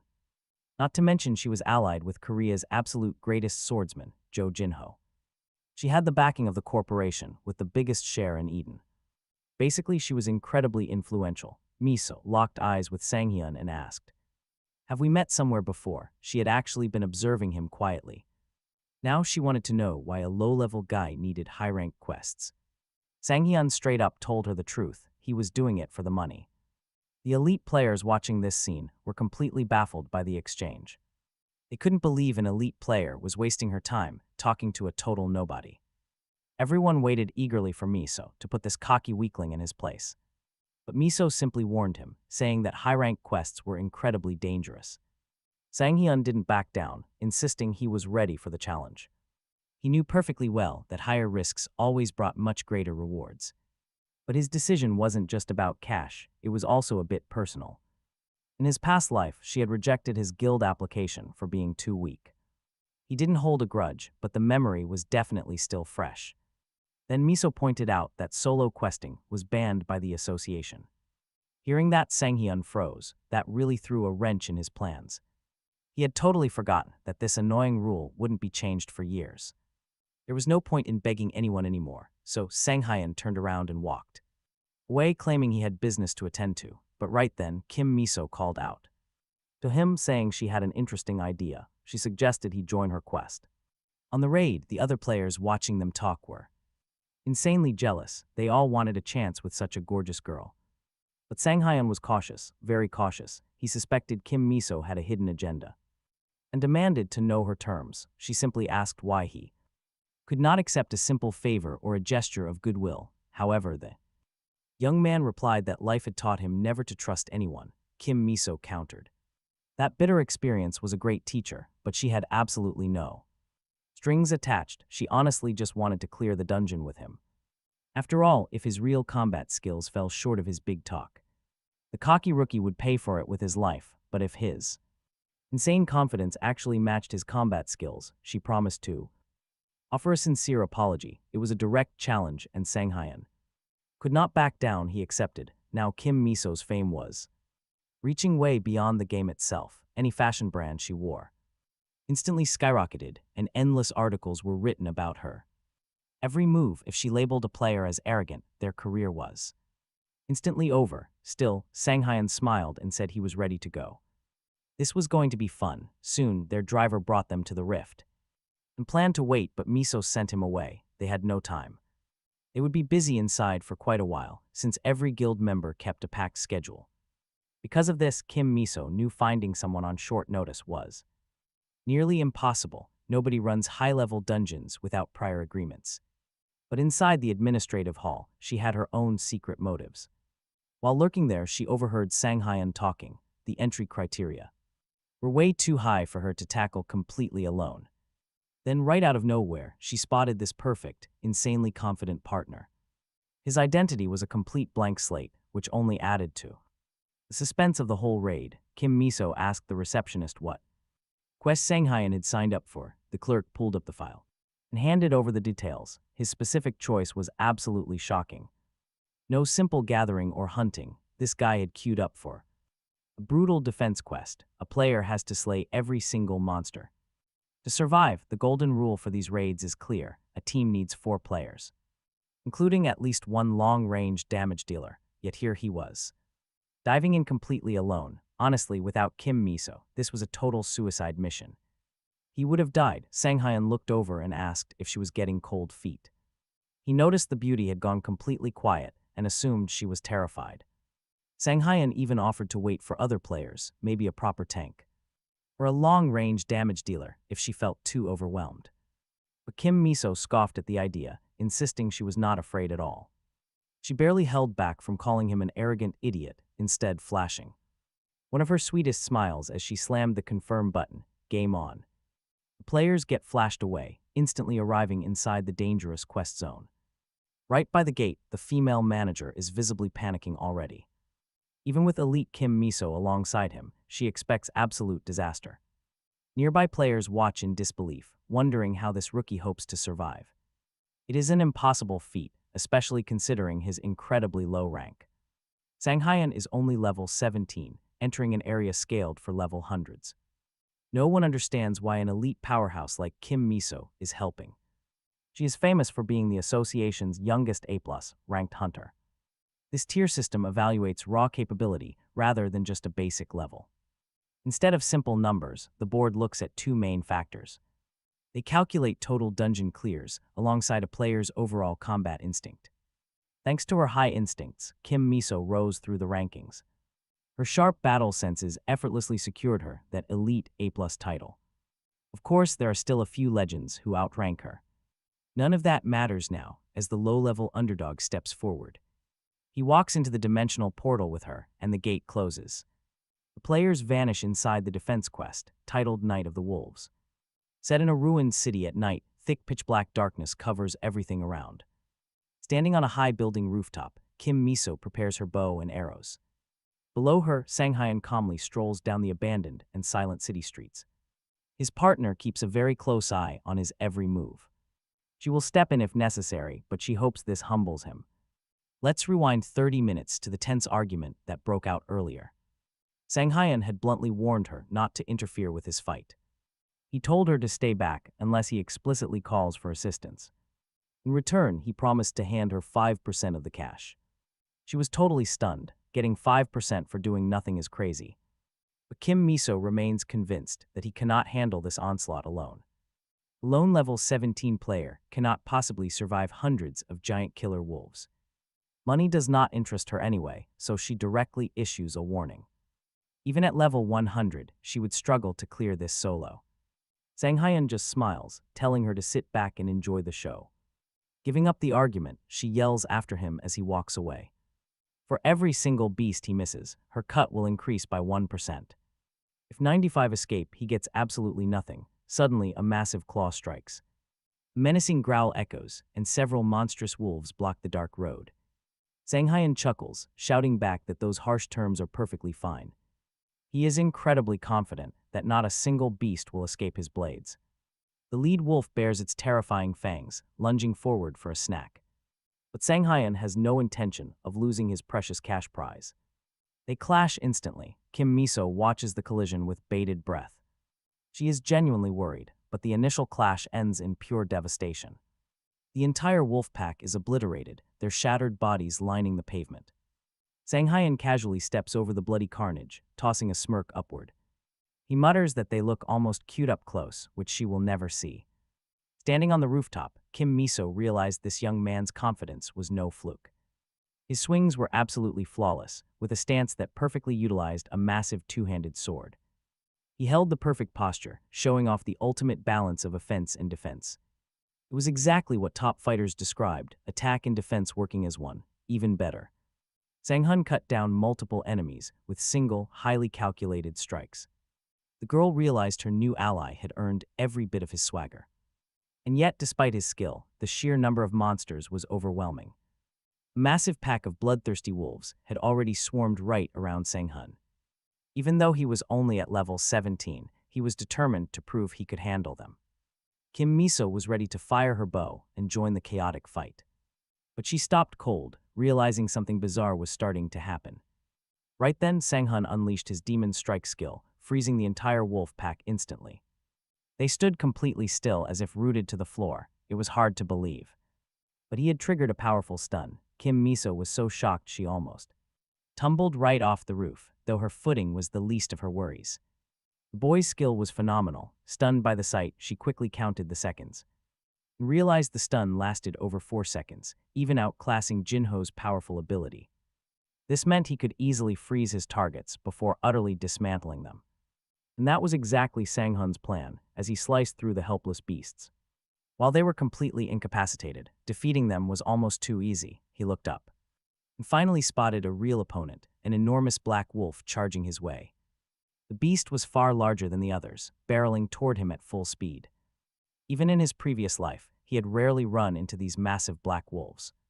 But this was not their first rodeo. The creature possessed its own stun effect, instantly freezing the young fighter in his tracks. Watching this unfold from the roof, Kim Miso knew she had to step in and save her ally immediately.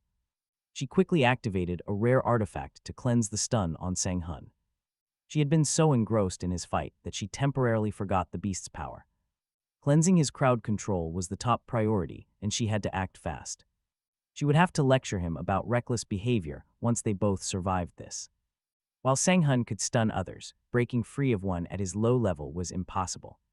Yet, thanks to her recovery buff active on him, Sang-hun shook off the stun and charged straight at the giant predator, Kim Miso. Honestly, anyone watching would be stunned by this. His perfect stance with a two-handed sword, insane crowd control, and instantly cleansing status effects at his level. Even the black wolf seemed caught off guard, slowing its charge in confusion. The beast expected its target to be completely paralyzed, but things had changed. Instead of a helpless prey, the young man was moving perfectly and leaping high. He jumped right over the monster's head, seizing the perfect opening. Sang-hun seized the moment, driving his massive blade deep into the beast. Decisive moments like this are what truly dictate the flow of combat. Overwhelmed and completely disoriented, the massive black wolf stood no chance. The young player capitalized on the moment, ending the threat right then. The massive carcass collapsed right on top of Sang-hun, completely ruining his clothes. He had hoped to stay clean, but now he was covered in dirt and blood. Sang-hyun decided to have some fun and start a total massacre. Up on the roof of that high-rise, Kim Miso watched him closely. By now, she had almost relaxed, her terrified look completely fading away. She only wanted to figure out who he really was. Sang-hyun casually slaughtered a few more wolves, standing calmly among the dead beasts. A level-up notification popped up, which was pretty nice. Even better, he unlocked several new titles. Sang-hyun caught the girl looking at him with sheer curiosity. Her doubts were totally gone now, and her eyes had shifted entirely to pure observation. Sang-hyun knew he had an audience watching his every single move. So he could not just stand around doing absolutely nothing. It was probably time to wrap this fight up. Right then, a new threat emerged, and Sang-hyun was ready to face him. The final boss was the legendary Lord of the Full Moon Wolves. Massive and bloodthirsty, the predator immediately charged, but Sang-hyun already knew that this giant wolf's attacks were actually pretty predictable. Within 30 minutes, he had completely memorized all their attack patterns and was ready to react. Instantly, without a single shred of hesitation, he slashed the beast and leaped over its massive body, easily reading its moves. But due to the sheer resistance of the Wolf Lord, his trademark demon strike did not work. As expected, the final boss could easily nullify some of Sang-hyun's skills. Kim Miso Watch the clash, thinking this was absolute madness. Nothing about this was simple. Our guy was not just holding his ground, he was actively pushing back. Sang Hyun swung that massive blade as if it were light paper, raining down heavy blows. And trying to shatter the Wolf Lord's guard, suddenly, the giant beast decided to slam down its massive paw, but Sang Hyun blocked with his sword like. It was a shield. The beast was certain its heavy strike could not be stopped, and kept pressing the attack, but Sang Hyun easily anticipated every single unpredictable movement of the beast. Sang Hyun had been through hell in his previous life, so he knew exactly what to expect. Kim Miso, watching this intense battle unfold, realized it was more than just a fight to the death. She slowly realized Sang Hyun was actually putting on a show, flexing his incredible strength right in front of her. This guy was literally showing off. She had never met a player like him. He was definitely not normal. Sang Hyun decided it was time to wrap this up. The fight had dragged on far longer than expected. He had already flexed his skills enough for the lady, and dragging it out could leave him dangerously exhausted. Sang Hyun suddenly retreated, and the furious boss wolf lunged right after him. The young man dashed away, surprised by how much stamina he still had left, but if this kept going, he would run completely dry before the beast even went down. His energy was already draining fast. Right then, the wolf went for its classic move, unleashing an incredibly heavy attack that left a massive opening. But wait, this was actually a clever trap to land a single fatal strike. It was a deadly pattern that had already claimed the lives of countless other players. Sang Hyun stopped dead in his tracks, took a defensive stance, and realized he had never tried this in a real fight. Sometimes you just have to wing it. Just as he thought, the beast lunged with one paw while holding back the other for the killing blow. Up on the roof, Kim Miso froze in. She watched in horror. It looked like Sang Hyun was completely done for. The beast's massive claws tore into him, painting the entire arena red. Kim Miso realized how useless she was, completely unworthy of being called a player. Even if Sang Hyun possessed godlike skills, Miso knew she should have fought too. Just standing there felt like murder. Overwhelmed by guilt, she burst into tears. She sobbed uncontrollably, begging Sang Hyun to forgive her for her cowardice. Suddenly, a bizarre glow erupted right from the center of the battlefield. The legendary Kundi's shield crumbled to dust, absorbed and gone forever. Now watch as destroying the shield unlocks the powerful sacrifice skill. This conditional health recovery skill proved incredibly clutch during the absorption, but there was a catch. He had to choose a highly specific body part to heal, and it got incredibly complicated. The system split his body into 16 ridiculous zones, which was completely unnecessary. Usually the safest choice is the back, but here, even that was fragmented. One wrong move would waste it entirely, forcing Sang Hyun to be extremely careful. Sang Hyun activated Sacrifice, and the recovery effect worked immediately. If his timing had been off by a millisecond, death was guaranteed. But in the end, his high-stakes gamble paid off. Sang Hyun pulled off a flawless double play. He unleashed a devastating non-demon strike, freezing the massive wolf in its tracks. Talk about a close call. Was Sang Hyun insanely lucky, or was the wolf cursed? He had already severed the monster's right arm in his last strike. Now he used that very limb to pin the giant creature down, without wasting any time. He had to push forward to the next test. Meanwhile, Miso climbed down. She stood shivering in a pool of dark blood, watching the final blows. The beast fought back hard, making the pin fail on the first attempt. But Sang Hyun adapted instantly and finally put the monster down for good. Standing beside the dying beast, Sang Hyun watched its life slowly drain away. He felt no joy, only exhaustion. That was when Miso approached from behind. She stared at him in complete silence, utterly overwhelmed by what she witnessed. His insane skills left her absolutely speechless and amazed. Too proud to admit she almost cried because she thought he died, she played it cool. She complained that he nearly gave her a heart attack by hiding his healing skill. But she was dying to know how he predicted every single move of the giant boss. A second life, it felt like it. Miso had met legendary swordsmen before. But none of those experts felt as deeply mysterious as Sang Hyun. She was speechless. Of course, Sang Hyun wasn't about to spill his secrets. He laughed it off with a joke. Miso kept staring at him expectantly. She wanted the truth. Sang Hyun smirked, saying her gaze felt pretty intense. Backing off, she rolled her eyes and muttered that he acted like some high ranker. It was awkward. She quickly changed the subject to save some face. Besides, they still had to finish off the beast, so Sanghyun unsheathed his blade. He promised a clean kill. It was time to end its suffering. It was a mercy kill at this point, as the giant beast had given up. With one final slash, it was over. Sanghyun unlocked a new title. Deadly Duel, a wave of past life nostalgia, suddenly washed over him. Kim Miso asks if he received his new title, since clearing this area usually rewards one.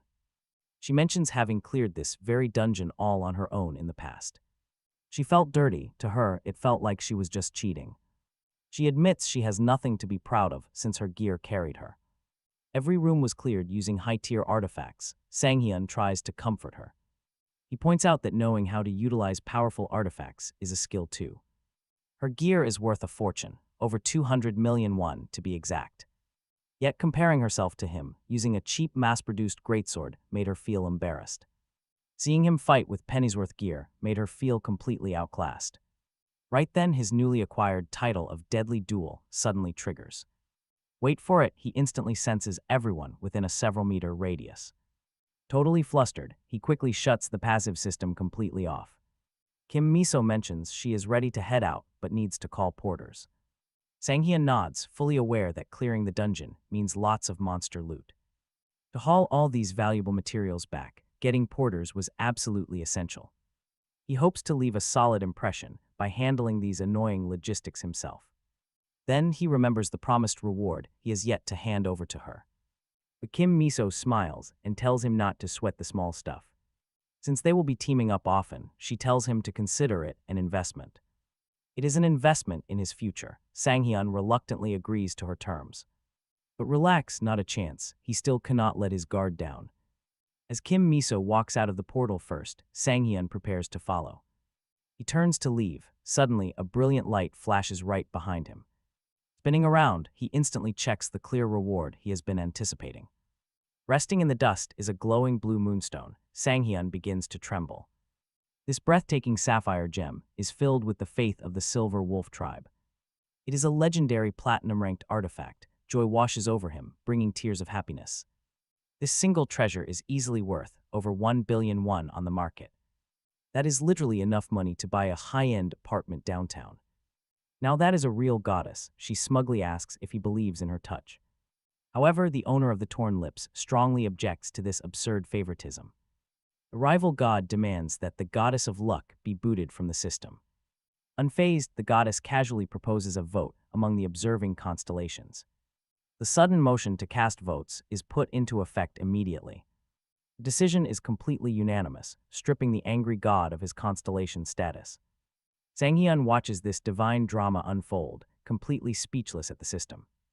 Still, he is glad to know his patron goddess holds so much influence. Now it is time for him to devour this legendary platinum artifact. Aside from massive stat gains, the moonstone grants him insane health regeneration. In short, his recovery speed reaches almost monstrous heights. Under the night sky, he will basically become an unstoppable beast. Sanghyun synchronizes the blue moonstone with his body and prepares to step out. He enters the Players' Association lobby, looking like a completely different person. Standing taller and physically imposing, he instantly draws every eye in the room. His worried manager rushes over, looking incredibly anxious about the whole situation. About his life, and now knew that Shin Sanghyun had finished the quest completely. On his own, Kim Miso would never lie to everyone, so they took her word. For it, no one in their right mind would attempt a level 100 quest.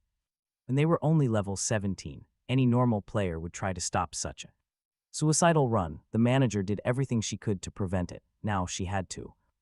Remember Shin Sanghyun, because he would be coming around here quite often. Shin Sanghyun actually felt bad for her, since she was genuinely worried about him. Suddenly, a crowd of players rushed over, offering him prime spots in their guilds. Kim Miso stepped right in, politely apologizing while pushing past the eager scouts. She said she had urgent business to discuss with Mr. Shin. Then she gave him a look hinting at an incredibly tempting offer. Shin Sanghyun was just glad. She rescued him from the crowd, though he wondered what she was up to. Shin Sanghyun and Miso quickly hopped into her car and sped away from the association building. As they drove, a massive payout hit the young man's bank account.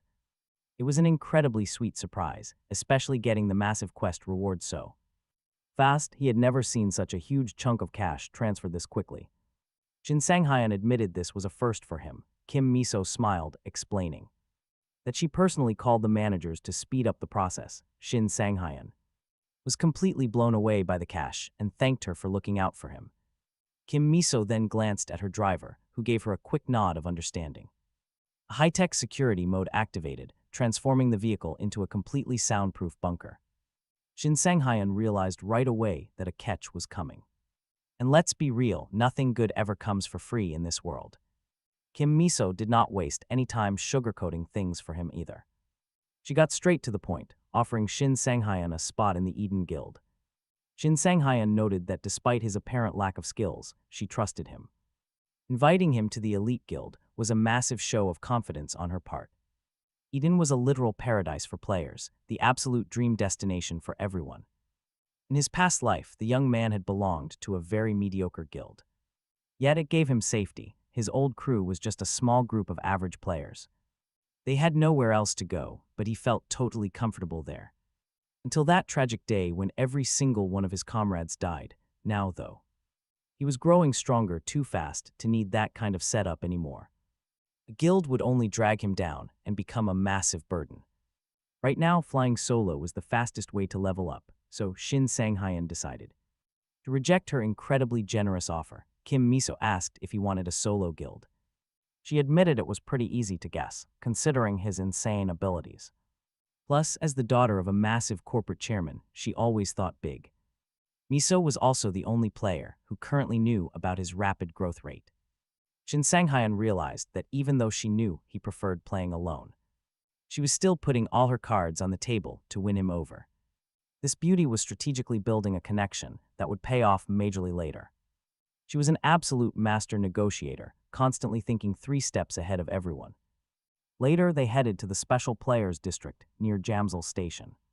The sales manager there confirmed that according to the official contract, the deposit was 100 million, with a monthly rent of 5 million. Sang-hyun realized that the girl mentioned those terrifying figures with a sweet smile, and somehow they did not even seem scary, but our guy was not easily intimidated. He signed the contract anyway since it was an incredible deal, and most players could only dream of living here. Sang-hyun secured his new home in record time, likely blessed by the goddess of luck. He opened the window, stood looking out at the busy street, and pondered the massive changes that had taken over his life in such a short span of time. His bizarre regression to the past, and these rapid shifts felt completely overwhelming. Even for a guy like him, for days he focused purely on making sense of it all, clueless, lost, but suddenly everything changed. His entire outlook flipped. Finally, he could feel hot blood rushing through his veins as actual life returned to his body. Plus, this was not just any old shell, but a strong, youthful body. This newfound energy kept him from sitting idle. Sang-hyun made up his mind to live this second life differently. He swore he would never play the coward again. Better yet, opportunities for growth kept arriving. Honestly, it seemed like he barely even had to try. But then, the famous reporter Park Young called up hunting for gossip about the community's rising star. This was the same legendary journalist who interviewed top players. He had already caught wind of that crazy quest with Kim Miso, eager for an exclusive scoop.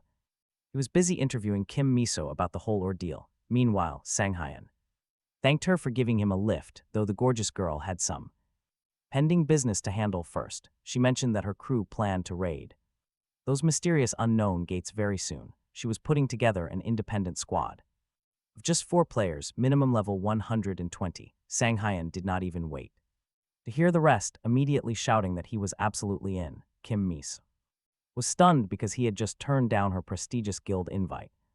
Yet here he was, agreeing instantly. He was getting more and more intriguing by the second. Honestly, he was just thrilled to enter a gate.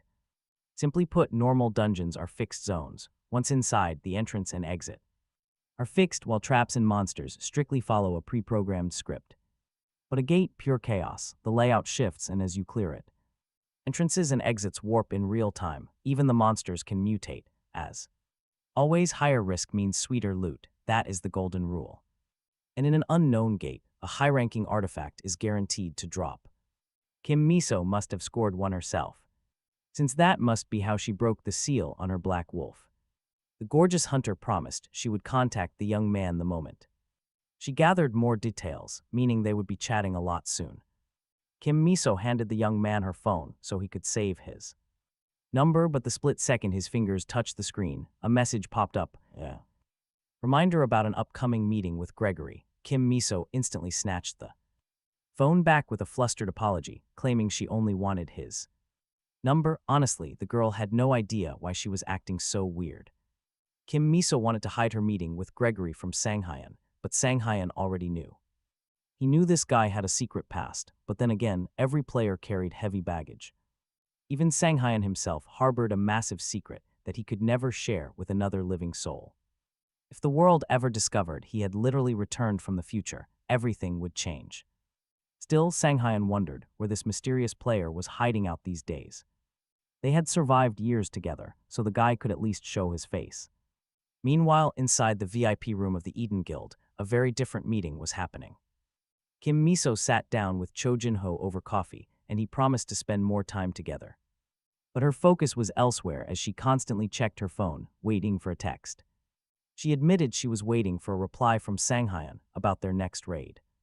They were planning to explore the newly appeared gates together, which seemed to annoy him. Cho Jin-ho immediately teased her, saying she was totally head over heels for this newcomer. Yet Sanghyun was different. He maintained perfect stability and rejected their guild offer anyway. He flatly refused to join them without a second thought, shocking everyone in the process. Kim Miso told him not to worry about it, but then brought up his combat skills. She noted that Sanghyun's swordsmanship was easily on par with Cho Jin-ho's own legendary skills. Cho Jin-ho scoffed, claiming that comparing an absolute rookie to him was going way too far. Later at the training grounds, Sanghyun called Kim Miso to discuss the new gate info. He was ready to finalize the raid details, which honestly caught her off guard. She laughed at how fast he replied, then explained that these mysterious gates had just appeared. They appeared right by the station, with the outer zone already scouted. She sent over the classified guild data so Sanghyun could review the details. As he scrolled through the file, a system notification flashed before his eyes. It detailed the terrifying mid-stage boss waiting for them inside, the multi-headed Cerberus. Sanghyun smirked. He had just unlocked a new skill and desperately needed a test subject. Beating Cerberus meant legendary artifacts, and honestly, he's ready to claim them. He confirmed to Miso that he had reviewed everything, thanking her for the tip. They agreed to coordinate and check back in once the exact raid time was set. Standing right next to him was Captain Yun, who seemed delighted to meet this anomaly. Sanghyun had suddenly become a household name, constantly bombarded with urgent phone calls. The captain teased that a celebrity shouldn't feel bad about being so popular. Sanghyun looked embarrassed, claiming he was no star and still had endless work to do. Captain Yun chuckled, realizing the rookie hadn't actually seen the morning news yet. He handed over his phone, muttering that seeing is always better than hearing. A major article had just dropped in a prestigious gaming magazine. The front cover featured a massive headline detailing the rise of the legendary rookie. With publicity like this, Sanghyun was left speechless, unsure how to even react. He was completely stunned. He never expected his face to be plastered on such a massive platform. Honestly, it was pretty weird that they published this without his consent. Captain Yun laughed, warning him that distant relatives would definitely start calling now. But Sanghyun brushed it off as minor noise, focused purely on his next move. He wanted to get right back to business since there were bigger concerns. The captain handed over a small paper bag containing a faintly glowing item. This was the gear they had previously discussed, and Sanghyun quietly thanked him. Seyun brings up the artifacts, wanting to get straight to the point. From the outside, it probably looked like Captain Yun was just giving them away. It made no sense why a hunter like Seyun wouldn't just buy new gear. He knew these old items held a deep connection to his past life. But out loud, he just claimed he wanted Captain Yun's legendary fighting spirit. Captain Yun didn't buy that excuse for a second, but Seyun kept quiet. He simply smiled and chalked it up to personal superstitions. Just then, a young woman rushes over, apologizing deeply for keeping them waiting. She struggled with parking, then suggests they begin the appraisal immediately. It turns out Captain Yun hired a professional appraiser to inspect everything. He did this to keep things fully professional, even though they were friends. Every single coin had to be calculated with absolute honesty. No cutting corners. Soon, the official item certificates are laid out. The appraiser activates her magic, scanning each artifact to gauge its power. It doesn't take long before she finishes and calls out the final valuation. The price is exactly what they expected. The deal is completely clean. But before they wrap up, Captain Yun mentions one last order of business. With a sharp metallic ring, he draws his sword from its sheath. The appraiser offers to inspect the blade, but Se-yun immediately steps back. He claims he doesn't have the proper authority for this kind of appraisal. Captain Yun sighs. He tells Se-yun to stop acting so humble. The old captain isn't blind. He knows this young man is far stronger. And let's be real, he is not too proud to learn from a true master. Se-yun usually hates these awkward moments, doing his best to avoid the spotlight.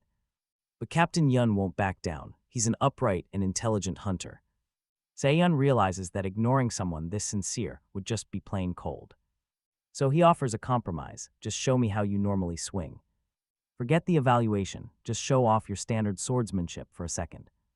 For safety, Se-yun gently tells the female appraiser to step back behind him. Captain Yun takes a deep breath and grips his hilt. It is time. With a sudden burst of speed, he begins executing his sword forms. His moves are precise, but Se-yun can instantly spot the fatal flaws. He watches quietly, analyzing how he can offer advice without being disrespectful. Captain Yun pours his heart into it, striking down imaginary beasts in a frenzy. Suddenly Se-yun calls out, stopping the display. The captain pauses, looking surprised because he still had more to show. Se-yun asks what happened to his left arm. It seems incredibly stiff. That simple question completely catches Captain Yun off guard. Se-yun explains that when he strikes with his right, his left shoulder overextends. It looks like he is overcompensating, trying too hard to protect his left. Captain Yun lets out a dry laugh and admits Se-yun is right. He has a persistent injury that severely limits his left side mobility. He took some heavy damage back when he was exploring dungeons as a kid. Even after all these years, that old shoulder wound has never fully healed. Se-yun simply shrugs, don't worry, that is actually an easy fix.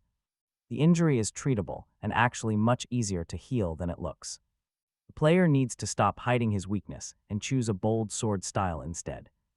This bold stance will force the truth out. He also needs to adjust his grip. A slight grip adjustment changes his whole rhythm, naturally. He cannot master it instantly, but small details make a big difference.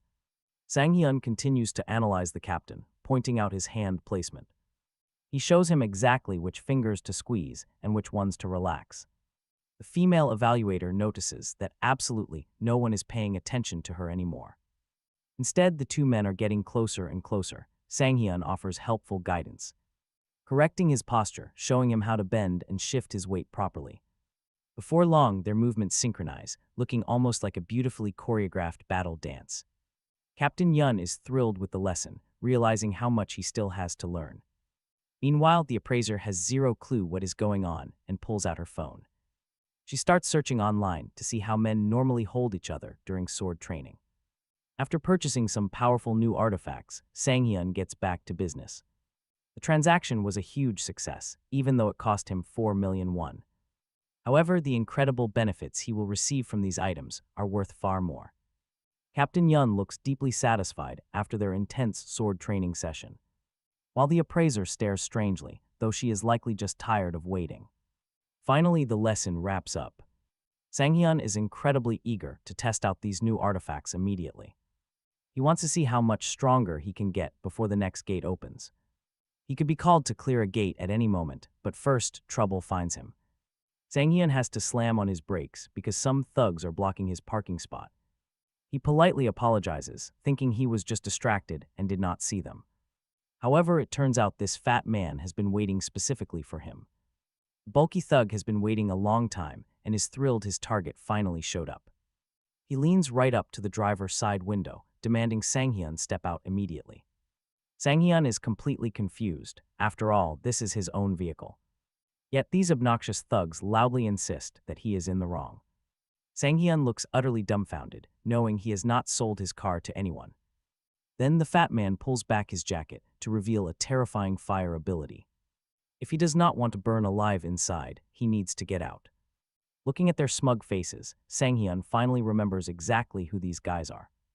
They belong to the Utopia Guild, infamous for bullying weaker players for clout. But in reality, they are just low-level lackeys who film fake prank videos. They act tough on camera, producing garbage content for their tiny online channel. With all their hard work, they managed to gain exactly 2 loyal subscribers. But very soon, this ridiculous internet star is going to cross the line. In his past life, this clown ended up getting arrested and locked away forever. Sang-hyun recalls all this future trivia, staring at the clueless thugs before him. He's still deciding how to handle this incredibly annoying, brainless situation. These guys are clearly idiots, and they need a serious reality check. Honestly, Sang-hyun was in a rush to head home and test his gear. But since these fools volunteered, they will make excellent test subjects instead. He is fully ready to unleash his skills on them, stepping out of the car, sword in hand. This fat guy steps up, claiming he represents local player security. He claims complaints are piling up rapidly, so Sang-hyun had better watch himself right now. He adds that some newbie is driving around in a trash car, embarrassing everyone here. He says this cheap car makes them all look pathetic.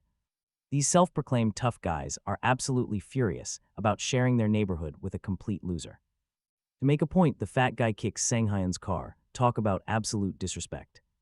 Sang-hyun literally freezes in pure shock at his absolute audacity. The bully warns him to pack up his things and get lost before his car becomes total scrap metal. He has to leave town immediately. Naturally, all this shouting starts drawing a crowd. But the neighbors are too scared of these 2 thugs to actually step in. While they keep terrorizing him, Sang-hyun just sits down right next to his damaged car without a word. He inspects the fresh damage. Right then, a neighbor gasps in absolute shock. She suddenly recognizes him as the incredibly famous player who cleared that massive quest with Kim Miso. Honestly, Sang-hyun is just sitting there to cool off, or maybe to bait them. He wants them to strike first. Suddenly, the bandits realize it too. This is the guy who just landed on the cover of that gaming magazine. The absolute beast who ran a level 100 dungeon alongside Kim Miso and completely cleared it. And cleared the whole thing all by himself. But looking at him now, that rumor feels completely impossible. He looks like a total weakling, and everyone knows Kim Miso would never share her hard-earned glory. Still, these bullies quickly hatch a plan to make some viral content. They're going to completely humiliate this so-called celebrity right in front of their massive online audience. The title is set Teaching a Newbie a Lesson, and they start recording. One of the jerks shoves a camera forward, loudly inviting him to a sparring match. If the bully wins this fight, the young man must pack up and leave this player city forever. But if the newbie somehow wins, they promise to walk away. The fat bully keeps smirking, endlessly trying to get under his skin. He sneers that the kid is acting tough, like a real man. Suddenly, Sang-hyun looks up at them, his eyes practically burning with a cold, intense, and terrifying rage. If you add 500 million and your wrist to the bet, he says, I am in. But if you are too scared, you should probably just crawl away right now before things get ugly. The bully cannot believe his ears. Did this kid really just say that? Before he can explode, his friend pulls him aside with some urgent news. He quickly points to the livestream chat, which is absolutely blowing up. The viewers are going wild, begging them to accept the massive wager. Sang-hyun openly mocks the fat bully, asking if he actually agrees to such a high-stakes bet. Or is he too terrified and about to completely wet his pants in front of his entire stream audience? The bully hesitates, realizing a brutal fight might get their video demonetized. But Sang-hyun is not letting them leave, trust me, he really needs to vent. And just like that, the 2 sides square off right in the middle of the player courtyard. Nearby residents start gathering around, sensing a major fight is brewing. They assume it is just the usual bullies picking on some newcomer. But then whispers break out as people recognize the legendary rookie. It turns out this absolute powerhouse actually lives right in their building. Now that they shared a building, other players actually began cozying up to Sang-hyun. Training mode instantly went live as his opponent finalized conditions. Specifically, he put 500 million won on his wristband. The bully claimed there was zero need to worry, promising to keep his word. But honestly, the entire crowd believed Sang-hyun was getting crushed. Once the simulator was fully prepared, the combat training finally began. Sang-hyun stood perfectly still, fully focused as he waited for his opponent to attack. Youngchul ignited his flames, declaring he had absolutely no intention of playing around. But before the arrogant thug could even blink, a shadow loomed above. Sang-hyun suddenly materialized right above him, with his heavy sword already drawn. He wasn't playing either. Begging for mercy would change absolutely nothing here. There would be no mercy at all. Meanwhile, screens nationwide went live. The duel was broadcasting directly from Player Town, capturing millions of views. Kim Miso switched on her screen and instantly recognized her new friend, Sang-hyun. She watched in utter confusion. What on earth was happening? Harsh warnings echoed from the speakers, telling the opponent to forget about mercy. The challenger, Youngchul, was a notorious thug representing the powerful Utopia Guild faction. He always acted tough because his uncle was a high-ranking executive there. Just then, a female player entered the locker room and noticed Miso's distress. This was Shin Terry, another member of the Eden Guild, who asked about her gloominess. Glancing at the screen, Shin Terry immediately recognized the combatant on display. His face was currently plastered across every major news channel and player magazine. He was the rising talent that Miso was desperately trying to recruit. Shin Terry wondered what such a promising player was doing on this cheap stream. She quickly began analyzing his combat style, observing his movements with interest. His reflexes were incredibly sharp. Youngchul was caught completely off guard. The veteran thug realized he needed to crush this arrogant rookie in one clean strike. Unleashing his elemental power, the bandit hurled a massive fireball at the youth. But Sang-hyun stood ready, calmly preparing to parry the incoming magical strike. Swinging his blade, he cleanly deflected the fireball and redirected the shockwave. Stunned spectators watched in silence. Nobody could comprehend this. In that crucial moment, Sang-hyun noticed a profound change in his own body. For the first time since regressing to the past, his muscles felt completely aligned. His body felt perfectly responsive. Just hours earlier, he was thanking the appraiser. After closing a rapid deal, he had successfully acquired some powerful new artifacts. The female merchant insisted no thanks were needed, praising her hardworking team. Yoon-hyun immediately suggested celebrating the massive deal with some drinks. Since they had cash, they invited her along, but Sang-hyun politely declined. He explained he had prior engagements, suggesting the others go enjoy themselves. Dee-hun was thoroughly confused by why their friend was brushing them off. He wondered if the steep price of the gear made him feel uncomfortable. Dee-hun even offered to return some gold, but Sang-hyun insisted his plans were set. He apologized sincerely. His true plans remained entirely secret. There was simply no way to explain that eating artifacts was far more tempting. A night of heavy drinking could never compare to devouring his new treasures. He quickly made up excuses about his plans tonight, trying to escape Captain Yun as fast as possible. Finally left to his own devices, Sang-jun sat down on a quiet bench inside the gazebo. He carefully placed the heavy bag containing those rare, precious artifacts right next to him. Resting his hand on the relics, he measured their potential rate of absorption. He calculated the standard baseline, and the results were absolutely incredible. He could instantly absorb 90% of their power, a staggeringly high amount. The goddess of luck probably assumed all of his joy came directly from her blessings. Normally, standard absorption limits would restrict him to just 1/10 of that power. But as expected, these ancient relics were a completely different story. Sang-jun remembered his questions. He had been meaning to question the goddess of luck, who is widely known as the social constellation. Maybe she knew of the late dawn constellation. But the goddess of luck immediately claimed that all her attention was locked on him. In fact, she began playfully scolding him for showing interest in another celestial being. Sang-jun simply smiled, admitting that this other constellation meant a great deal to him. Hearing this, the goddess of luck got dramatic, acting deeply offended by his words. She crossed her arms, pretending she had no desire to continue their conversation. But she couldn't stay mad for long and quickly turned back to her favorite player. She even promised to be generous and help him search for clues about them. With that matter settled, Sang-jun could finally dive into the most exciting part. Now that the chatter was done, he was ready to claim his real reward. It was time to start his feast. He immediately initiated the mana synchronization process. Magic surged, 5 legendary dishes, fit for a true warrior, materialized before him.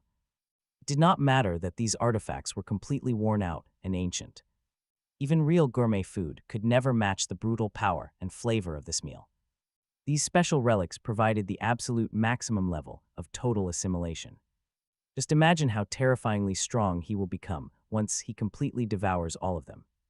Sangjun activated his true dual title. Things were about to get extremely heated. Meanwhile, Yangchul was already out of breath, completely overwhelmed by the mounting pressure. After all, he was not a seasoned player, just an ordinary internet blogger. Realizing his online career was on the line, he gathered his remaining strength to strike. Yangchul rushed forward to attack. Watching the stream, Kim Miso was deeply worried. However, her friend stayed totally calm, having absolute faith in Sangjun's strength. It was clear to everyone that Sangjun could effortlessly dodge an attack like that. Sangjun casually asked his opponent if he had already forgotten their initial agreement. He was clearly enjoying the fight, standing tall with complete and absolute confidence. Suddenly, Sangjun decided to step in, preparing to launch a swift counter of his own.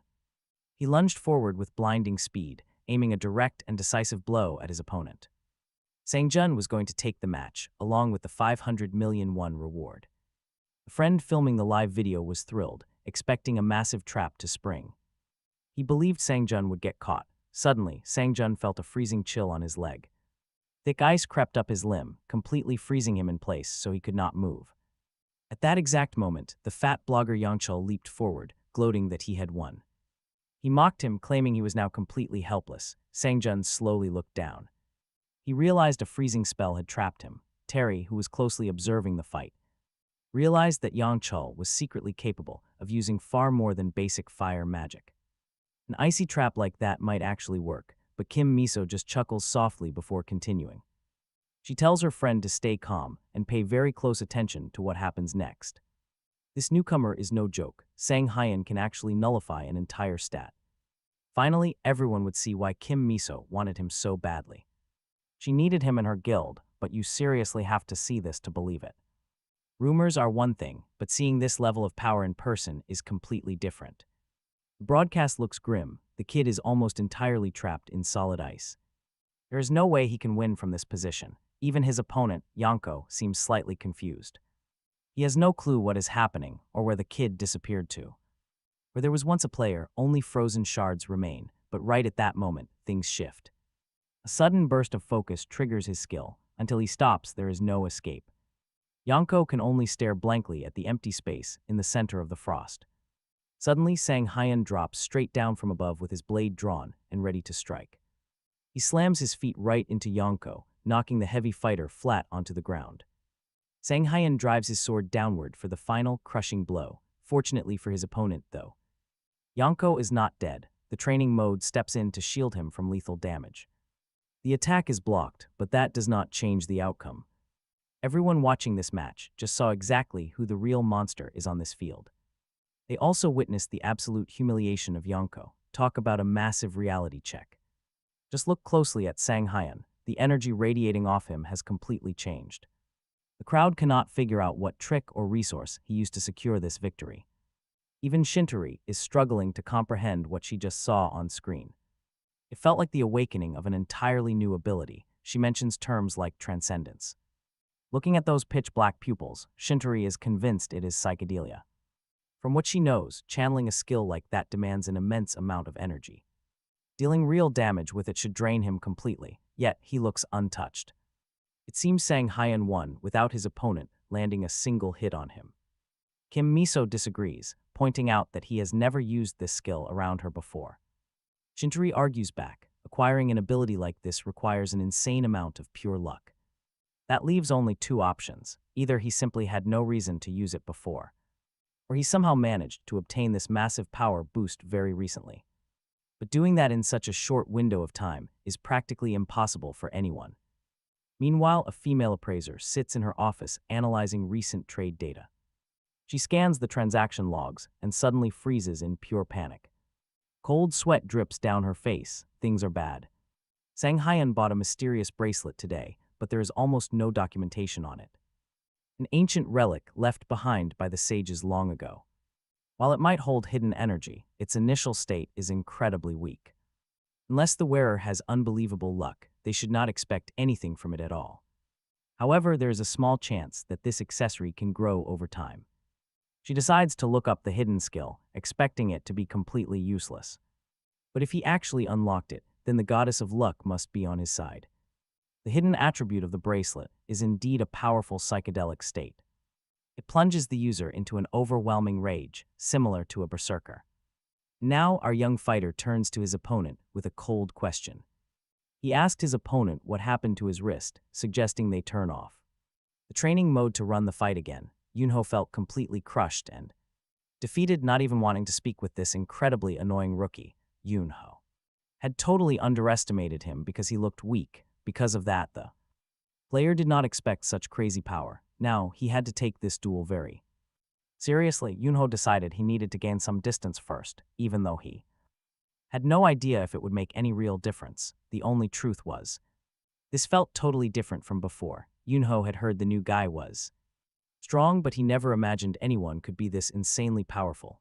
At that exact moment, Sanghyun launched a fierce attack so incredibly powerful that onlookers could not bear to watch and turned away, even the fat guys. Friend was no longer confident in his victory, though he kept on filming. Hoping he could at least make a little money, Sanghyun lunged right at his opponent, pinning his head down with one hand. The guy was insanely strong. He announced that it was time to end the training and keep those promises. Sanghyun slammed his opponent's face to the dirt, holding him there effortlessly. He calmly announced that the safe training mode would of course keep Yunho alive, but before that happened, Sanghyun thoroughly tortured his helpless opponent. Yunho was already too terrified, screaming and begging for mercy, crying out that the rookie had beat him. Right after, Yunho promised to transfer the full cash amount immediately, only then did Sanghyun release him, saying he agreed and considered this petty dispute officially over. Yunho spat that what happens between them now is personal. Sanghyun wanted to clarify what he meant, but the defeated crybaby looked totally broken. 3 days ago, the young man drove his car to a repair shop. The mechanic promised to fix it, but warned him to replace it. Soon, the reality was that it was a very old model, and it was already hard to locate replacement gear. Sanghyun was deeply upset to hear this news. The mechanic saw how deeply attached the young man was, but still advised him to let go. To Sanghyun, this beat-up vehicle was basically like a family member. It had always been there for him, and back then it seemed the car loved taking him everywhere, almost talking back to the young man, whispering how happy it was. Hearing this, the mechanic could not hold back his tears, and yeah, this next strike, it was personal. Sanghyun swung his fist, shouting that this hit was for his car, which the fat man had ruined. Sanghyun was so incredibly furious that Yunho had zero doubts about his opponent's brutal intentions, immediately begging for mercy and forgetting his reputation as a tough guy. Yunho wept so genuinely and begged for forgiveness that even the onlookers nearby got deeply emotional and started crying along with the player. In short, this training battle blew everyone away because both fighters showed up in completely unexpected roles. The tough guy wept bitter tears, while the quiet newcomer was absolutely furious. The entire clash was caught on camera, and now Yunho's deep shame has become public knowledge. Even his friend who captured the whole thing had no idea where to run to escape this disaster. He knew deep down they had gotten themselves into some incredibly massive trouble. Could have been avoided. Right then, a man approaches and asks if he is indeed Jo Seongho, the guy who records videos for his YouTube channel. It turns out this newcomer is an administrator from the Utopia Guild. He warns that their players crossed a serious line and will be held responsible. Jo Seongho immediately begins to apologize, but the administrator is not even listening, because his eyes are locked onto the newcomer standing nearby. This young man stands right next to Choi Youngcheol, who literally wet himself from sheer terror. Sanghyun only recently awakened, yet he easily handled a highly dangerous player. The administrator desperately wants to know who this guy is and walks right over. The man introduces himself as the guild administrator, explaining he came to settle this entire mess and pay compensation. Sanghyun just calmly studies the man's ID, which completely throws him off. He initially thinks the young player is incredibly arrogant, but he quickly realizes that is not it.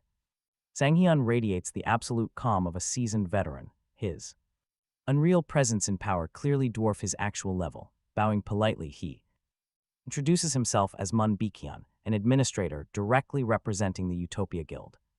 He apologizes for the late introduction, while already plotting to scout this absolute powerhouse immediately. Sang-hyun shows him the compensation demand.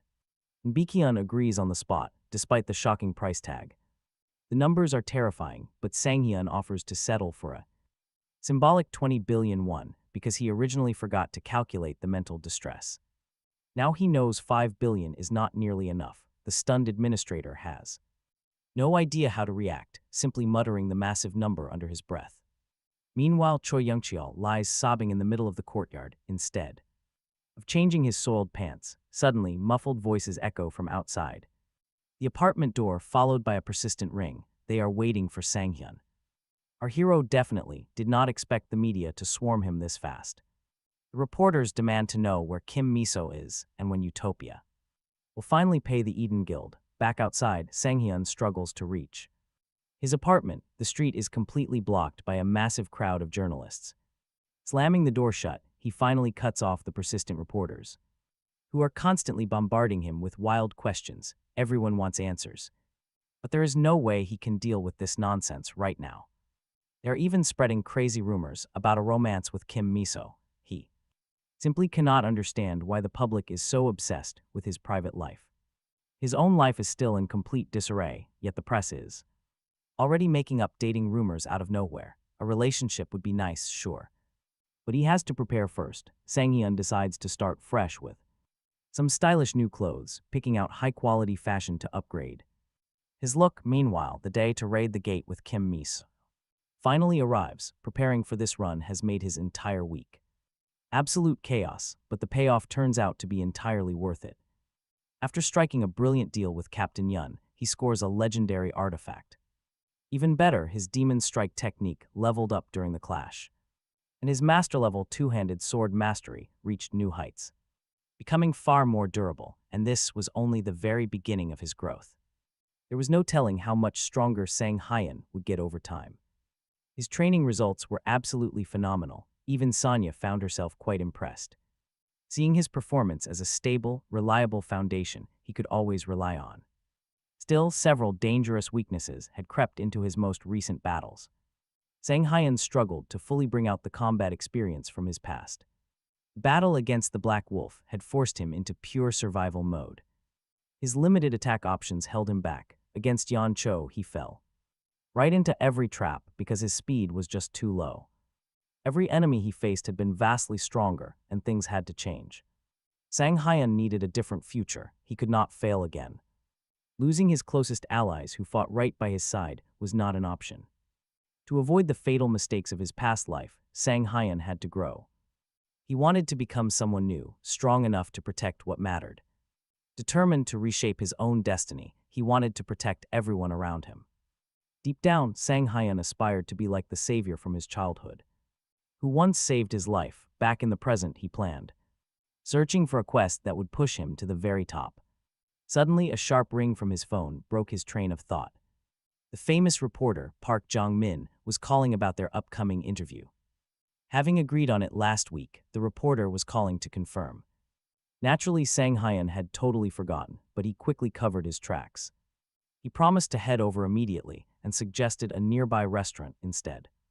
The gate clearing was set for tonight, leaving him brief room to breathe.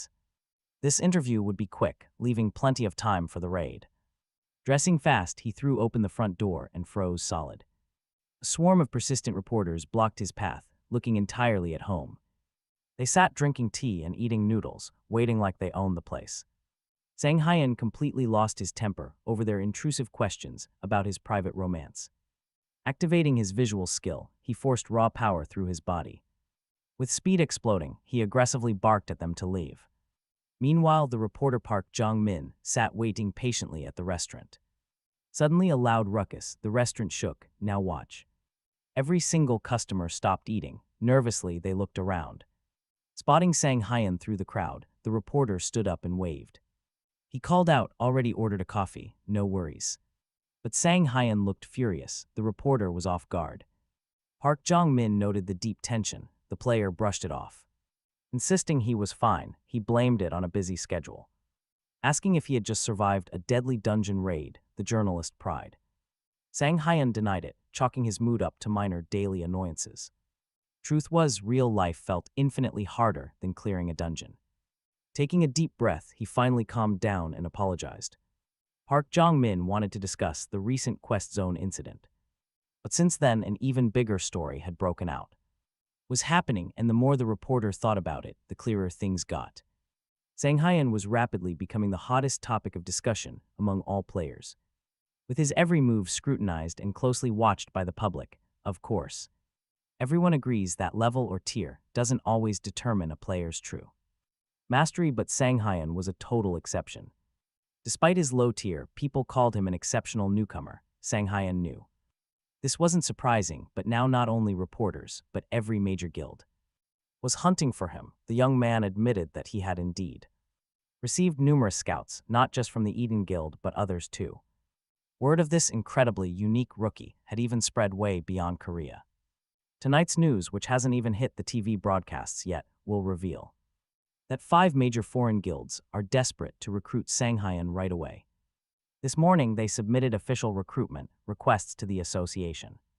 These massive overseas groups gather top-tier players from all over the world, offering them insane signing bonuses and massive salaries. Finally, evening fell and a quiet meeting was set. All this time, Sang Hyen kept replaying. The reporters leaked info in his mind. He really wanted to go solo. But foreign guilds were tempting, especially with their superior training environments. Besides, he hadn't forgotten how poorly everyone treated him in his past life. And how back then, absolutely no decent guild would even offer to take him in. Just then Kim Miso showed up, and he put his worries aside for now. She called him over, explaining that they still had some time left before the raid started, but Sang Hyen wasn't really listening to his friend, because his gaze was completely locked onto the gorgeous stranger standing nearby. Kim Miso smiled, saying she brought her friend along early to introduce them and let her check him out before the raid. Kim Miso then introduced her friend, Shin Terry, who was a high-ranking member of Eden. She suggested they grab a seat at a nearby cafe and talk. The stunning blonde offered her hand, and they exchanged polite greetings. They shared the typical pleasant small talk that usually comes with meeting someone. But Sang Hyen was secretly shocked, even though Miso hadn't mentioned her. Everyone in the country knew Shin Terry as an elite shadow assassin. He was amazed at how many legendary figures he met after regressing. It was a shame he never got these kinds of chances before. Shin Terry turned to him and asked if she could request a favor. Naturally, he was more than happy to help. Shin Terry then explained that it wasn't anything serious, she just wanted to spar with him. Kim Miso was caught off guard, wondering why her friend was acting like this. When they had only just met, Shin Terry reminded her she warned her in the car. She wanted to personally test Sang Hyen before letting him join the guild. Miso had agreed to it earlier, but now she was trying to downplay it. Still, Sang Hyen smiled and told them he didn't mind a quick match. He was ready to spar whenever she was, without wasting a second. The young man placed his hand on the hilt of his sword, prepared to draw. After all, it wasn't every day he got to duel an elite assassin. Facing one of the best players in the country was a huge honor. Terry knew her friend truly had an amazing eye for spotting real talent. She even apologized to Sehun for being so harsh when they first met. Terry offered to show him just 5 moves, waiting for him to prepare. As Sehun watched, he saw her start to unleash her high-level abilities. He knew he had absolutely zero chance of winning, but this was crucial. It was the ultimate test to find his weaknesses and check his progress. The second she drew her weapon, her entire presence shifted dramatically. Her deadly aura flared up, filling the room in a matter of seconds. Sehun realized right then that she was not going to hold back. He activated his illusion skill and declared that he was ready to clash. He was going all out from the start, while Miso watched nervously. She could barely track them, fearing this friendly match would turn dangerous. Terry stepped forward, calmly announcing it was time for the first strike. Suddenly the wind whipped up, and she vanished right before his eyes. It was as if she completely dissolved into thin air. Sehun braced himself. He strained his eyes, but she was moving way too fast to track. A heavy impact rattled him, proving his reaction time was still lacking. Yet through sheer instinct, he managed to raise his defense just in time. He blocked with his sword as Terry lunged with her dual daggers. Sehun knew he had to predict her path instead of just reacting. She unleashed another strike, but he parried it cleanly, only 4 moves left. Terry warned him, immediately blurring into motion with blinding, completely relentless speed. Sehun focused entirely on her rhythm, trying desperately to find her pattern. Her footwork was absolutely flawless, and she was only getting faster. Without slowing down, her speed peaked, so Sehun simply closed his eyes. Relying on his sight was useless here, but he knew how to fight blind. He had to track her movements, using only his raw senses. This was incredibly risky, and watching from the side, Miso was absolutely stunned. She could not believe her eyes when she saw Sehun close them mid-fight. Let's be real, closing your eyes against a top player is pure suicide. But Sehun was tapping into something deeper, moving just like a silent ghost. He fully locked onto her presence, trusting his sharp, inner intuition. Even with the massive risk, he felt the exact moment she would strike. He slipped to the side, causing Terry to completely miss her target. She was totally blown away by his unreal level of concentration. Blocking that attack was something most high-ranking masters could never pull off. Terry realized this was not just natural talent, it was raw combat experience. And she was exactly right. He moved and reacted like a seasoned veteran. Sehun just smiled, telling her there was no need for flattery. Terry declared there were 3 moves left, but Sehun paused her. With her nod, he decided to ask for a slight change of plans. He suggested they skip the slow demo and throw everything at once. Terry stared at him in utter shock, wondering if she had somehow misheard his insane request. But Sehun simply nodded, confirming that he was completely serious about his idea. It sounded bold, but Seung Hyan couldn't let an opportunity like this slip away. With a quiet plea, he begged Terry to show him her entire arsenal. Just once, he knew if he couldn't handle her peak power, he would never truly grow beyond this. Suddenly, Kim Miso stepped in to stop it. She was completely against the dangerous idea, but Terry shrugged it off. Terry promised to hold back since training mode wasn't active, but she was willing to demonstrate her legendary high-speed strike, which suited Seung Hyan perfectly. This was her signature move, and he was thrilled she took him seriously. Terry even promised to treat this brief clash like a real life-or-death battle. Taking her stance, she suddenly surged forward with a sharp warning cry. Seung Hyan instantly realized he had mere split seconds to react. He had to prepare his defenses, or he wouldn't survive her next breath. No empty, sweeping arcs, he had to be ahead of her. His blade needed to be waiting exactly where Terry would appear. Seung Hyan had to strike first, moving before she could even initiate her attack. Terry suddenly felt cold steel whispering right past her neck. She instantly activated her Shadow Mirage skill, leaping high into the air. Terry brought her hilt crashing down hard right into Seung Hyan's face. Ouch, that had to hurt. Onlookers gasped in pity, but Seung Hyan ignored their worried stares. I am fine, he muttered, ignoring them, but why did she use that skill? The pain was real. A brutal ache flared behind his eyes from the impact. Terry quickly rushed over, her voice frantic as she apologized repeatedly. Seung Hyan assured her it was a true honor to face her strength. Terry smiled, admitting she felt the exact same respect for his skills. Her words stunned Seung Hyan, and she promised they would talk again soon. A warm handshake sealed their new bond, though Kim Miso watched warily. Kim Miso clearly disapproved, grabbing Terry's arm to drag her away. She hissed that the raid was starting, and they had 0 time left. They had to write a full report for Juriadia, canceling any other plans. Besides, Kim Miso chided her friend for acting completely reckless out there.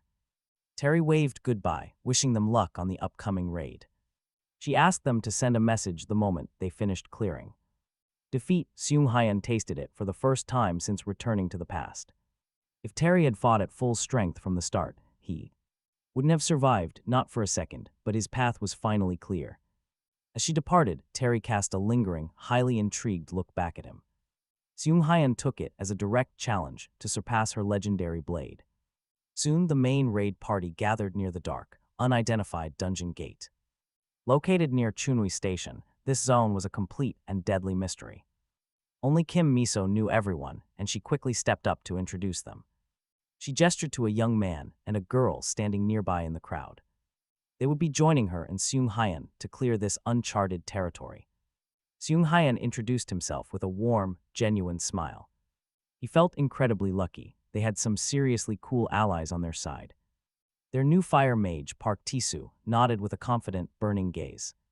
Park is throwing all kinds of fire spells, which look a lot like what he pulled off during yesterday's clash with that heavy hitter, Yunil, but Park actually has some other impressive tricks up his sleeve. It turns out there is a reason he is a proud member of the elite Eden Guild. He spends almost all his time perfecting his fire magic, meaning his destructive output is way higher than any average player. To prove it, he summons a freezing blue flame that shoots straight into the sky, bursting right out of his bare hands. Park has officially unlocked the level of blue fire, even though he still needs to refine his technique. Xianhun openly compliments his control, noting that the fire user looks quite skilled. Honestly, Xianhun respects the grind, hyper-focusing on a single tree of skills until they are master level is highly effective. That is exactly why he crushed Yunil with such ease during their match yesterday, instead of specializing in one class. That big guy tried to learn a bit of everything, leaving him incredibly weak overall. Basically, he was a jack of all trades and master of none. Up next, it is time to meet a girl who looks incredibly young. This is Juhi, a rare spatial magic user, meaning she is a wizard who focuses on connecting different dimensions. Since Park just showed off his moves, Juhi gets competitive and decides to show what she can do. Miso immediately tries to hold her friend back, knowing this demonstration is going to get chaotic. Suddenly, Xianhun feels a sharp breeze whip past. At first, he is confused, since spatial magic only looks like simple wind. But then the real spell activates, right before Xianhun's very eyes. A massive neighborhood complete with roads and houses materializes out of thin air. It feels like he is staring down at the entire city from high up in the sky. This is her signature skill. She constructs massive, hyper-realistic illusions that easily fool anyone. Juhi bows politely to Xianhun, offering a sweet smile and requests that he keep her safe while they navigate the dangers of the upcoming dungeon. Xianhun happily agrees, realizing he needs to support and respect his new party. Just as he thought, Miso has put together a highly balanced roster. Xianhun acts as their frontline brawler, while Miso handles the long-range firepower. Park is there to plug any holes in their offense. Juhi serves up endless tactical options with her massive illusions. Even though they are missing a healer, this squad is basically perfect, but honestly that is not even their biggest strength. The real secret weapon is their incredible chemistry. They seem to anticipate each other's moves without a single word. It is obvious this crew has braved countless lethal battles side by side in the past. Knowing your team beats any clever strategy, a lesson Xianhun learned well. During his past life, for just a split second, his mind drifts back to the old comrades he fought beside, the ones he ultimately lost along the way. Miso is quick to notice the heavy sadness suddenly washing over his face. She worries that Xianhun might still be carrying trauma from his brutal fight with Shin Tirai and wonders if they should check on him before moving forward. Xianhun gently thanks her for looking out for him and reassures her that he is fine. Just having a brief moment of nostalgia, he knows it is time to let go of the past. With their minds cleared, the party is fully locked in and ready to cross the threshold. The moment they step inside, they must focus entirely on surviving what lies ahead. The mysterious gate had just dragged the party into a total nightmare. They found themselves in an icy wasteland, surrounded by freezing, jagged peaks. Thick snow was actively falling, piling up on the steep mountain paths. The hunters pushed forward carefully, scanning their surroundings for any danger. Sang-hun suddenly recalled something important and thanked his buddy, Taeyok. He admitted that without those thermal buffs, he would have frozen solid hours ago. That fiery blessing skill really saved his life, though Miso mentioned something else. Their last raid was never this cold, so they all appreciated Taeyok's warmth.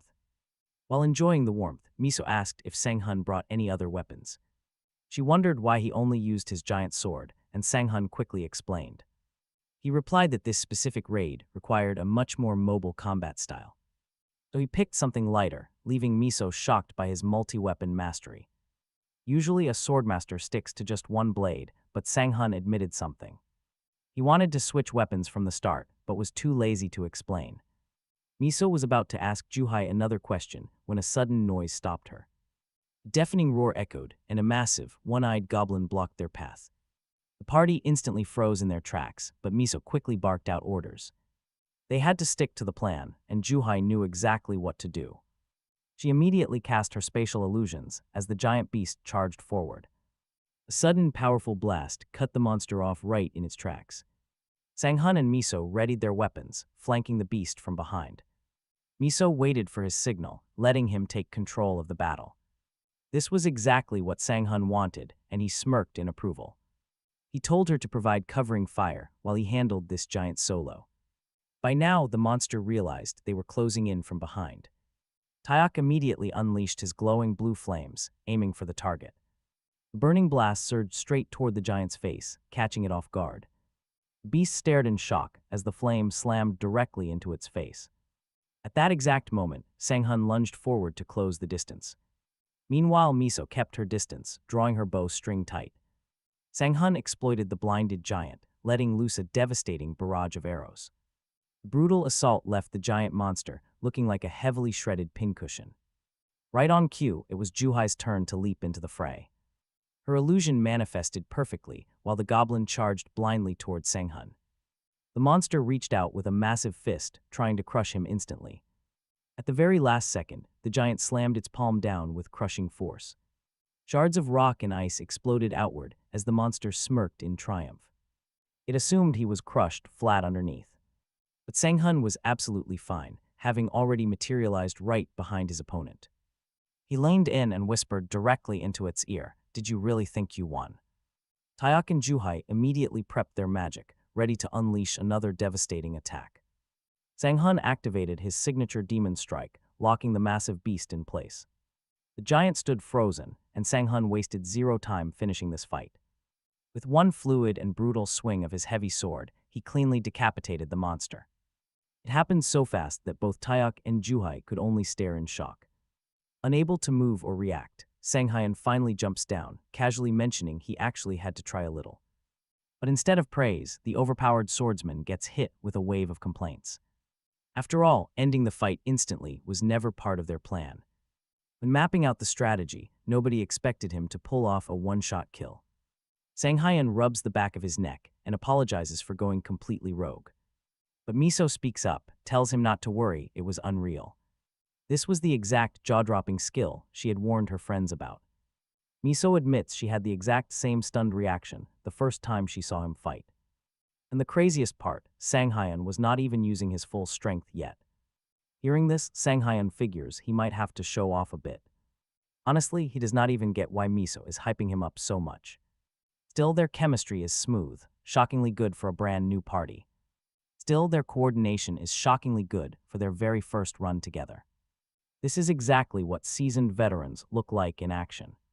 With things looking this promising, they are ready to push deeper into the frozen dungeon. Ready for round 2, but right on cue, the forest stirs. Massive goblins emerge from the trees, hulking monsters towering over the ancient canopy. Unfortunately for them, they suffer the exact same bloody fate as the rest. Purple goblin blood stains the white snow as Taeyok looks on in pure awe. He cannot hold back his praise, calling Sang-hun an absolute monster of a player.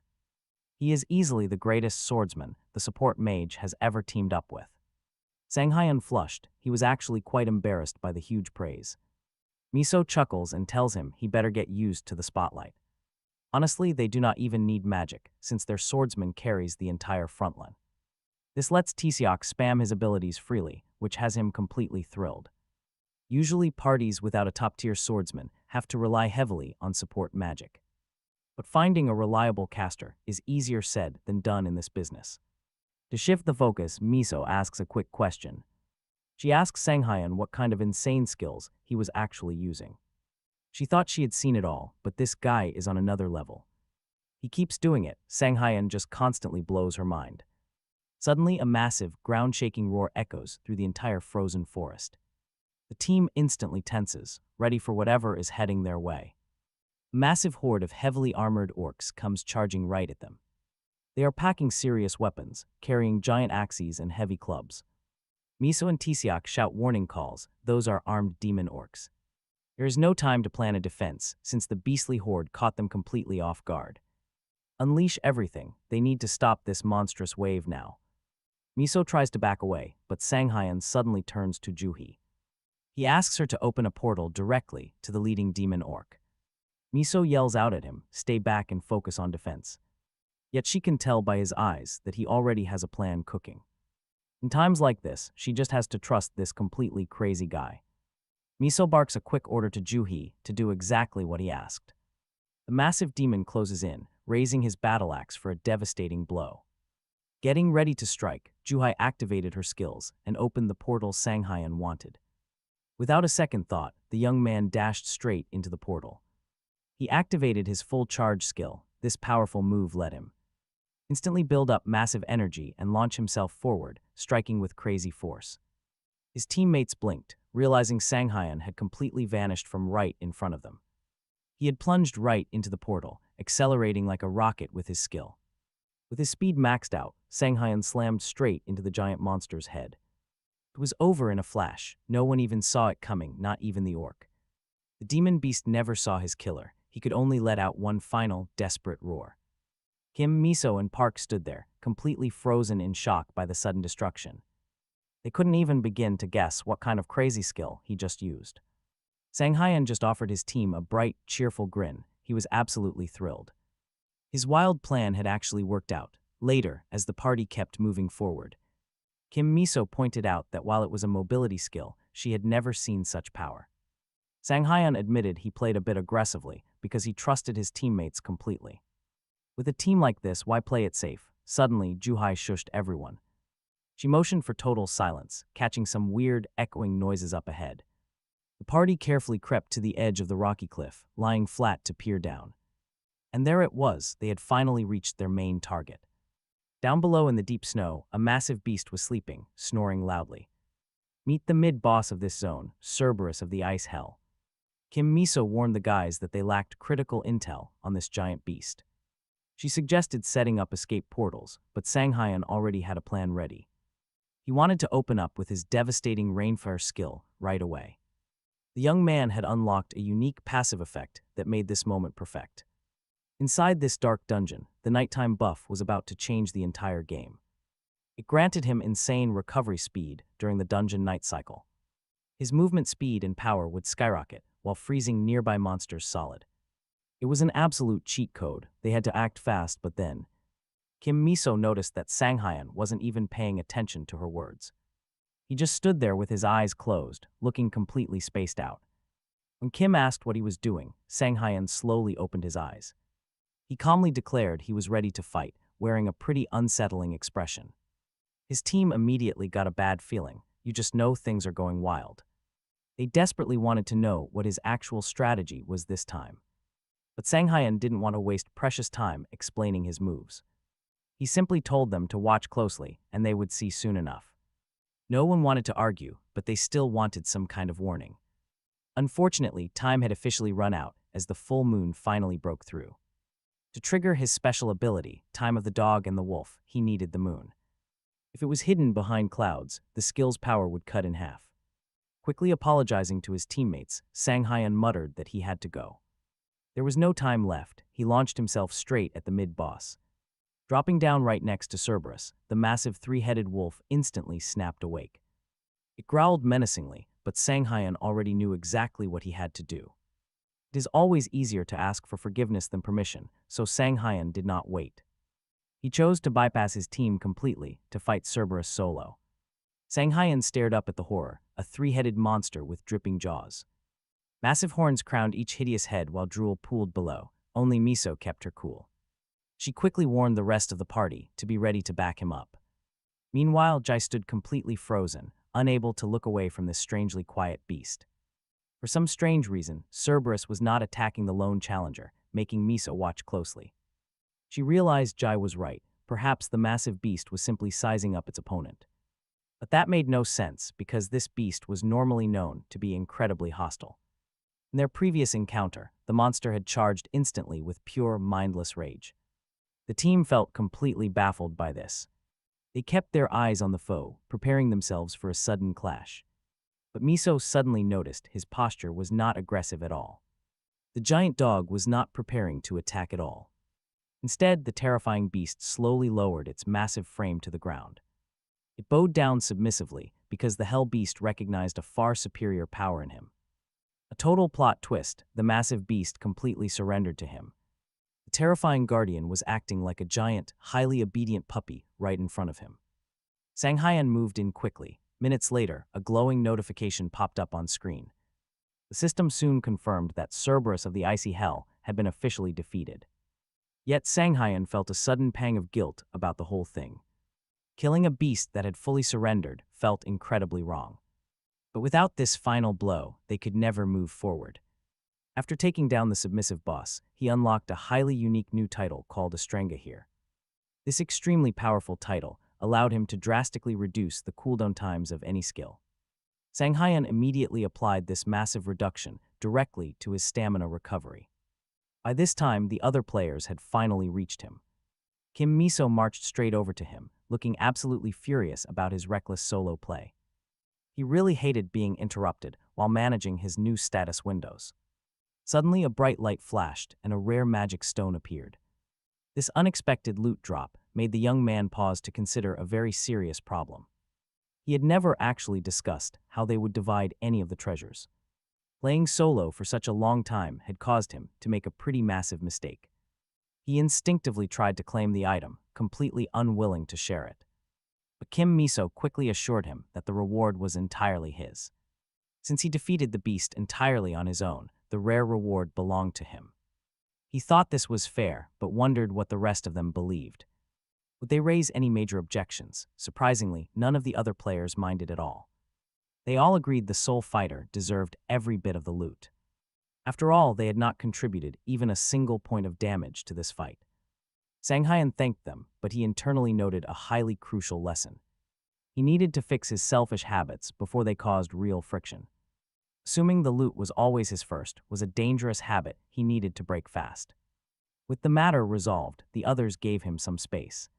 They stepped away so he could quietly focus on organizing all of his newly acquired abilities. He asked what those words meant, and Kim Miso replied that every time he got an artifact, she was honestly afraid to even imagine what he did with it. Kim Miso did not want to say it out loud, but admitted she had known his secret for a very long time, right after they cleared the quest area. The first time, she claimed she had to leave early because she needed to call the porters. Honestly, she really was planning to leave since she had nothing left to do there, but at the last second, Kim Miso turned around to look at this strange player and caught him in the act, uncovering his secret. This instantly sent alarm bells ringing for Sanghayan. He realized the dreaded day had finally come. In that split second, Sanghayan knew his unique skill was his ultimate lifeline, but now it was about to be exposed, leaving him completely stressed out. He was a player who apparently had a very strange habit. He performed a bizarre, completely incomprehensible ritual every single time. Honestly, this was not that unusual. Every player had their own weird quirks, so there was no need to be embarrassed about it. Still, some secrets were better kept hidden. Kang Juhai felt incredibly uneasy about this. She never expected Sanghayan to be so dependent on strange rituals, but she still respected his personal boundaries. Meanwhile, Sanghayan froze in pure, utter shock. He realized a massive, monstrous misunderstanding had occurred, but it worked. If they learned the real truth, that he literally devours artifacts, it would lead to massive, dangerous trouble. For now, the young man prepared himself to absorb his next target, the legendary Heart of Ice. This item packed the absolute freezing temperatures of a literal icy hell, capable of turning everything to frost. Next, the team ventured deeper into the dungeon to track down their primary target. After all, this dangerous zone was still active.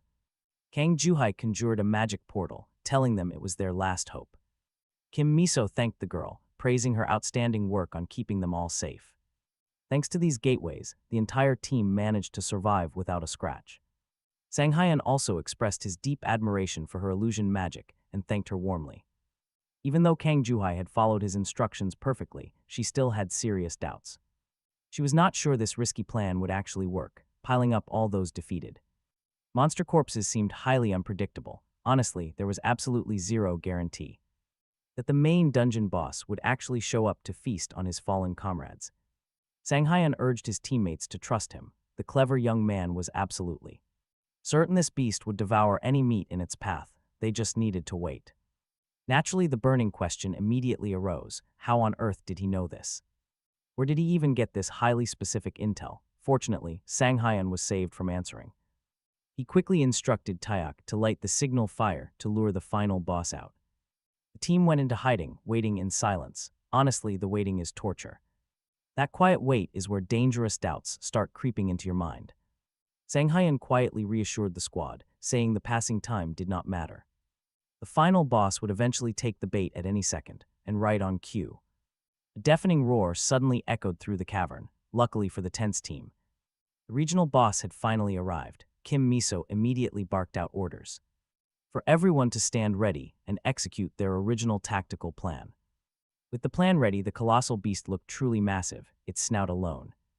Bigger than the massive rock where they were hiding, the group watched, holding their breath as the giant slowly emerged from behind the mountain peaks. This final boss was called the Ice Grizzly. Kim Miso peered down a high rocky boulder, thinking that thanks to Sanghyun's brilliant plans, their group had easily cruised through every monster so far, but now it was clear. They were hitting a dead end because the power gap was way too different. Just staring at their massive size difference, it felt as though the battle was already completely decided, and the Ice Grizzly would easily win. The final boss of the dungeon was totally enraged, glaring at him, ready to devour him within minutes. Still, Sanghyun prepared to fight the monster. Thanks to the magical support from Taeyok, the young warrior did not even feel the biting cold, yet a crazy thought crept in that things were getting too deadly for his own good. Just minutes before this final boss spawned, the team had gathered to refine their strategy. Sanghyun laid out his vision of the fight, but Kim Miso simply could not believe what he was actually suggesting. To the team, Sanghyun wanted to offer himself up as bait because he knew there was no other way to clear this dungeon quickly and safely. This was their absolute best option. After all, giant monsters in final bosses always share a common trait. They react the same way once their health drops too low, triggering a state of endless devouring. In this state, monsters grow physically stronger and much more violent. They desperately try to eat everything nearby, which is why they needed to pile up those goblin corpses as bait. And now Sanghyun unveiled the core trick. He was prepping the bait with a very special ingredient. Kang Juhee gathered monster corpses across the dungeon, bringing them together through her portals, while the rest of the team gathered dried juniper wood, which acts as a powerful natural anesthetic. This juniper would be spread out right next to the goblin corpses, but there was one problem. They had to weaken the beast until it triggered that state. Sanghyun agreed that they needed to set up the perfect opening so everyone could safely attack. Without any fear, the young man volunteered for this task, once again asking his companions to trust him. Now, as he sprinted to escape the icy grizzly, Sanghyun suddenly started wondering if he had been way too hasty. The young man was literally a step away from death, despite being far more experienced now. Sanghyun believed he could tank a few of the Ice Grizzly strikes, planning to use his defensive tactics. However, this Ice Grizzly was incredibly strong, and Sanghyun struggled, wondering if his strength stats were just too low. At this rate, the young man would have actually died, even after returning to the past. To live his best life, Sanghyun decided he should not take those hits directly, but focus solely on dodging. Soon, it became clear that evasion wasn't always enough. This Ice Grizzly was incredibly fast. Sanghyun decided to leap up to target the monster head and strike with his blade, but the beast suddenly raised its snout. Now, his leap did not look like a good idea. Just in time, Kim Miso comes to the rescue, firing arrows straight into the Ice Grizzly snout, stopping it from swallowing him. Sanghyun immediately takes the initiative. Full advantage of the giant bear lowering its massive snout, Kim Miso prepares to unleash another volley of arrows, shouting a quick warning to him. Sanghyun shouts a thank you midair, knowing he only survived because of her timely help.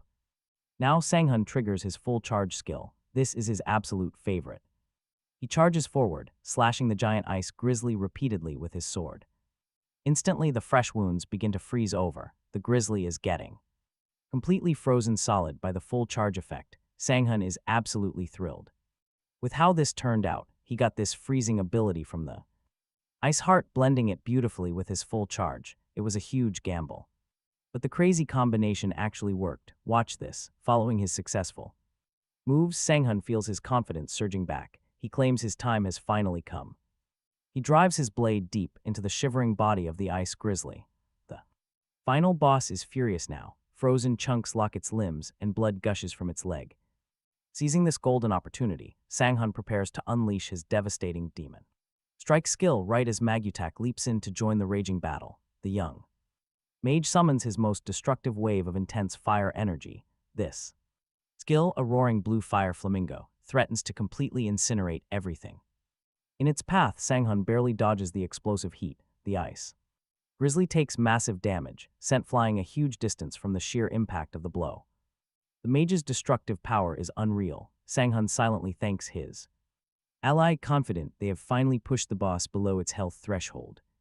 At first glance, it really looks like the giant beast is dead. It lies motionless on the dirt, jaw hanging slack and tongue lolling out. But then, the mana swirling around the fallen bear begins to warp.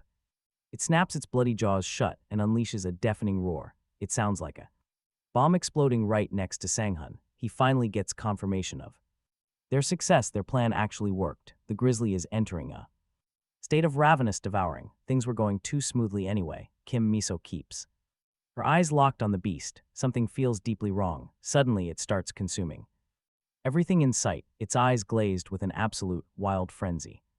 Sang-hun stares at the beast in pure horror, unable to comprehend the sheer level of bloodlust and cruelty driving this terrifying power-up state.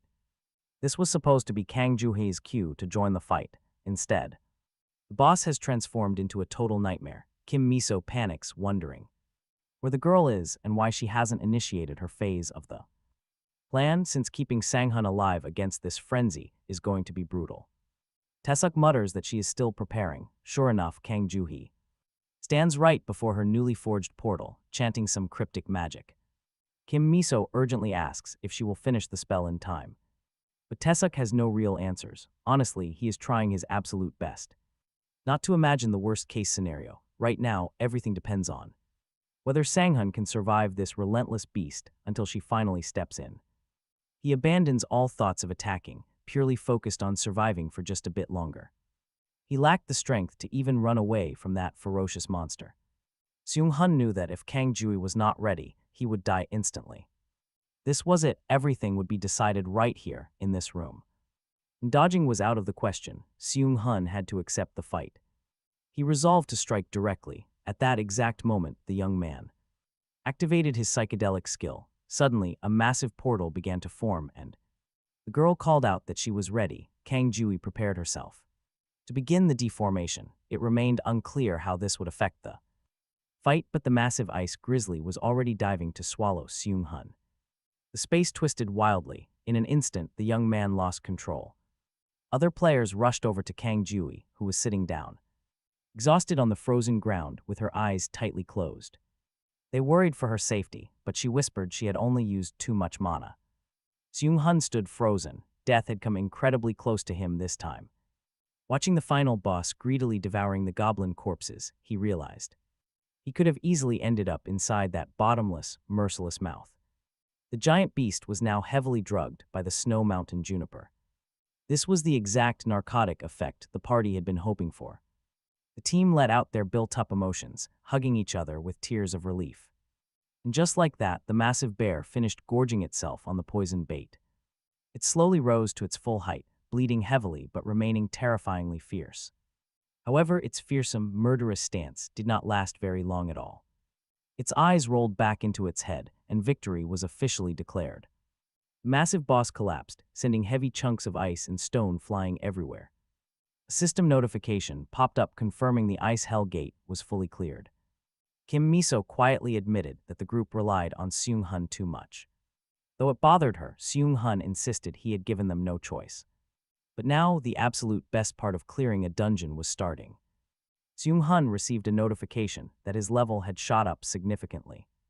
It was brutal. They had put in some serious work inside this dungeon.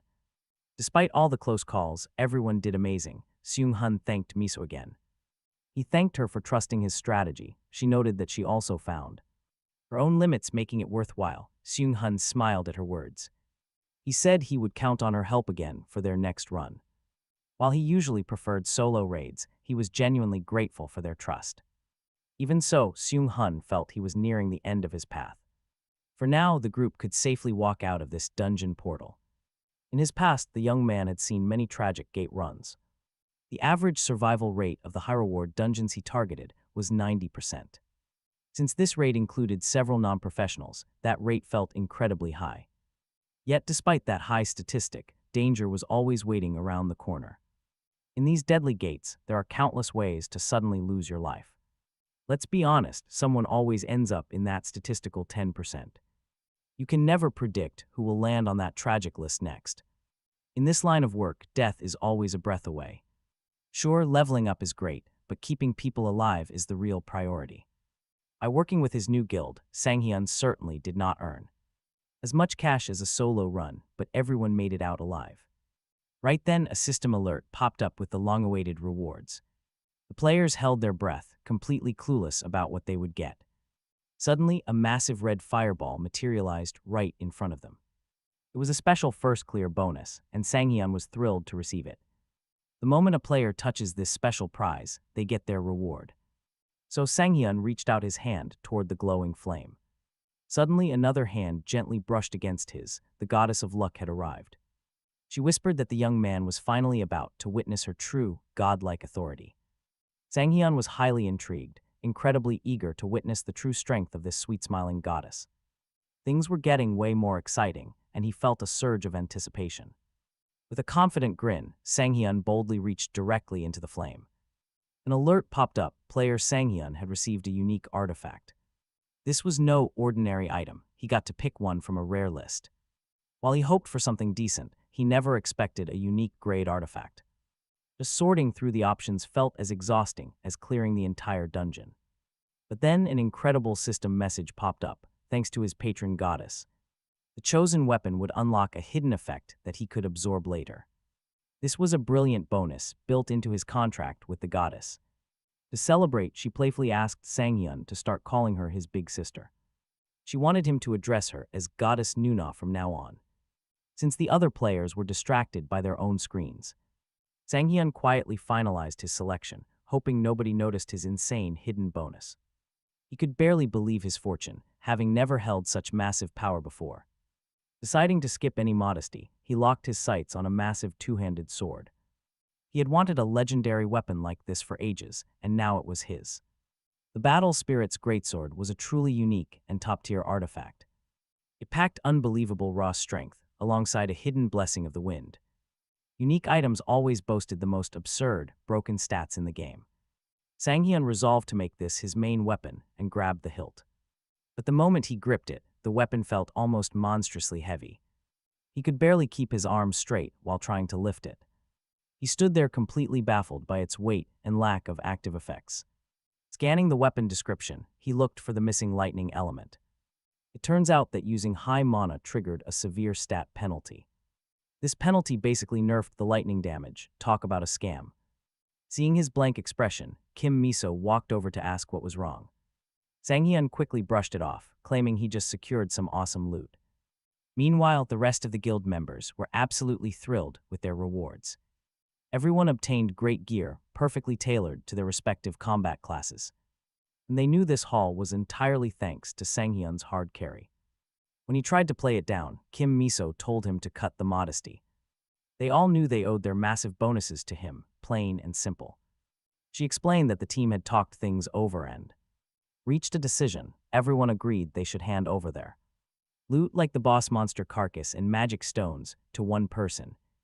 And that was Sanghyun. He immediately tried to decline the massive gift, protesting that it was too much, but Kang Juhee insisted she had calculated everything fairly, factoring in everyone's performance during the raid, so he did not need to feel guilty. Hearing this, Sanghyun could not hold back his tears. He lowered his head, wiping his eyes as the realization hit him. Those high-tier carcasses alone were worth absolute fortunes.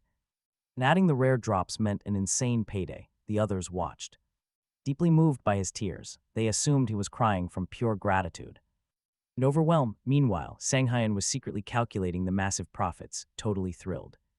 With his luck, after finishing up their emotional moment and collecting bonuses, the group finally exited the frozen dungeon gates. Kim Miso then approached him, offering to celebrate their successful run with a company dinner. But Sanghyun politely declined, explaining that he needed some rest. Promising to make it next time, truth was he was dying too. To praise his lute, he wished everyone a great night, thanking them for the amazing teamwork. Before they parted ways, Kim Miso turned back to ask if he would mind if she spoke to him more casually. He pointed out that since she was the stronger hunter, he should be the one. Asking for permission, this brought a bright smile to her face. Appreciating his humble attitude, she wished him a safe trip back and called him Oppa. Sanghyun returned the farewell, but could not help reflecting on how long it had been since anyone addressed him so warmly. Watching them, Tisak and Kang Joo-hee felt slightly awkward from the sudden romantic tension in the air. Who knows what else lies ahead for our young hunter? Back in his room, Sanghyun can finally do what he does best. He begins to devour the giant two-handed sword, and right before his eyes, the heavy metal dissolves. It all happens in a sudden flash. Since the weapon lacked any bonus stats, the absorption takes seconds. Right after, Sanghyun triggers the lightning effect, paving the way for his next major upgrade. Now, it was time to open up his status window. What he sees makes him incredibly happy. He has earned the Smart Hunter title, which auto-restores health every time he slays a monster. Just unlocking the two-handed sword has boosted his power level massively. Now, if he can only increase his luck tier, things will get ridiculously easy. Sanghyun knows he is rising fast, way quicker than before. In this life, fortune seems to favor him in almost every turn. He feels confident that this insane winning streak will keep rolling. His power will grow until he claims the demon's sword and joins the elites. But suddenly, a heavy, ominous chill begins to creep into the room. Just as Sanghyun is planning his next move, the air completely freezes. His path of revenge against Shinter, until a strange, lighter color caught his attention. It felt incredibly familiar, but the player couldn't quite recall the memory. Lost in his own thoughts, three powerful constellations approached him once more. The Lion King was back, showing deep interest, alongside another legendary figure. A sovereign of beauty and flame, but the Dark Reaper left the deepest impression.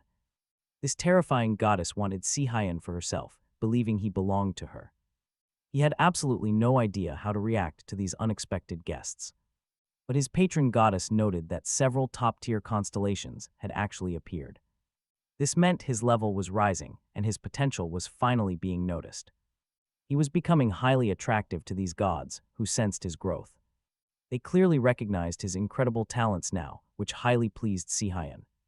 He honestly didn't expect another wave of gods to show up so quickly. But with his experience points climbing at an insane rate, it made sense. Plus, we cannot forget his highly popular companion, the goddess of fortune. He had to admire her incredible charm. Now, Sanghyun decided to check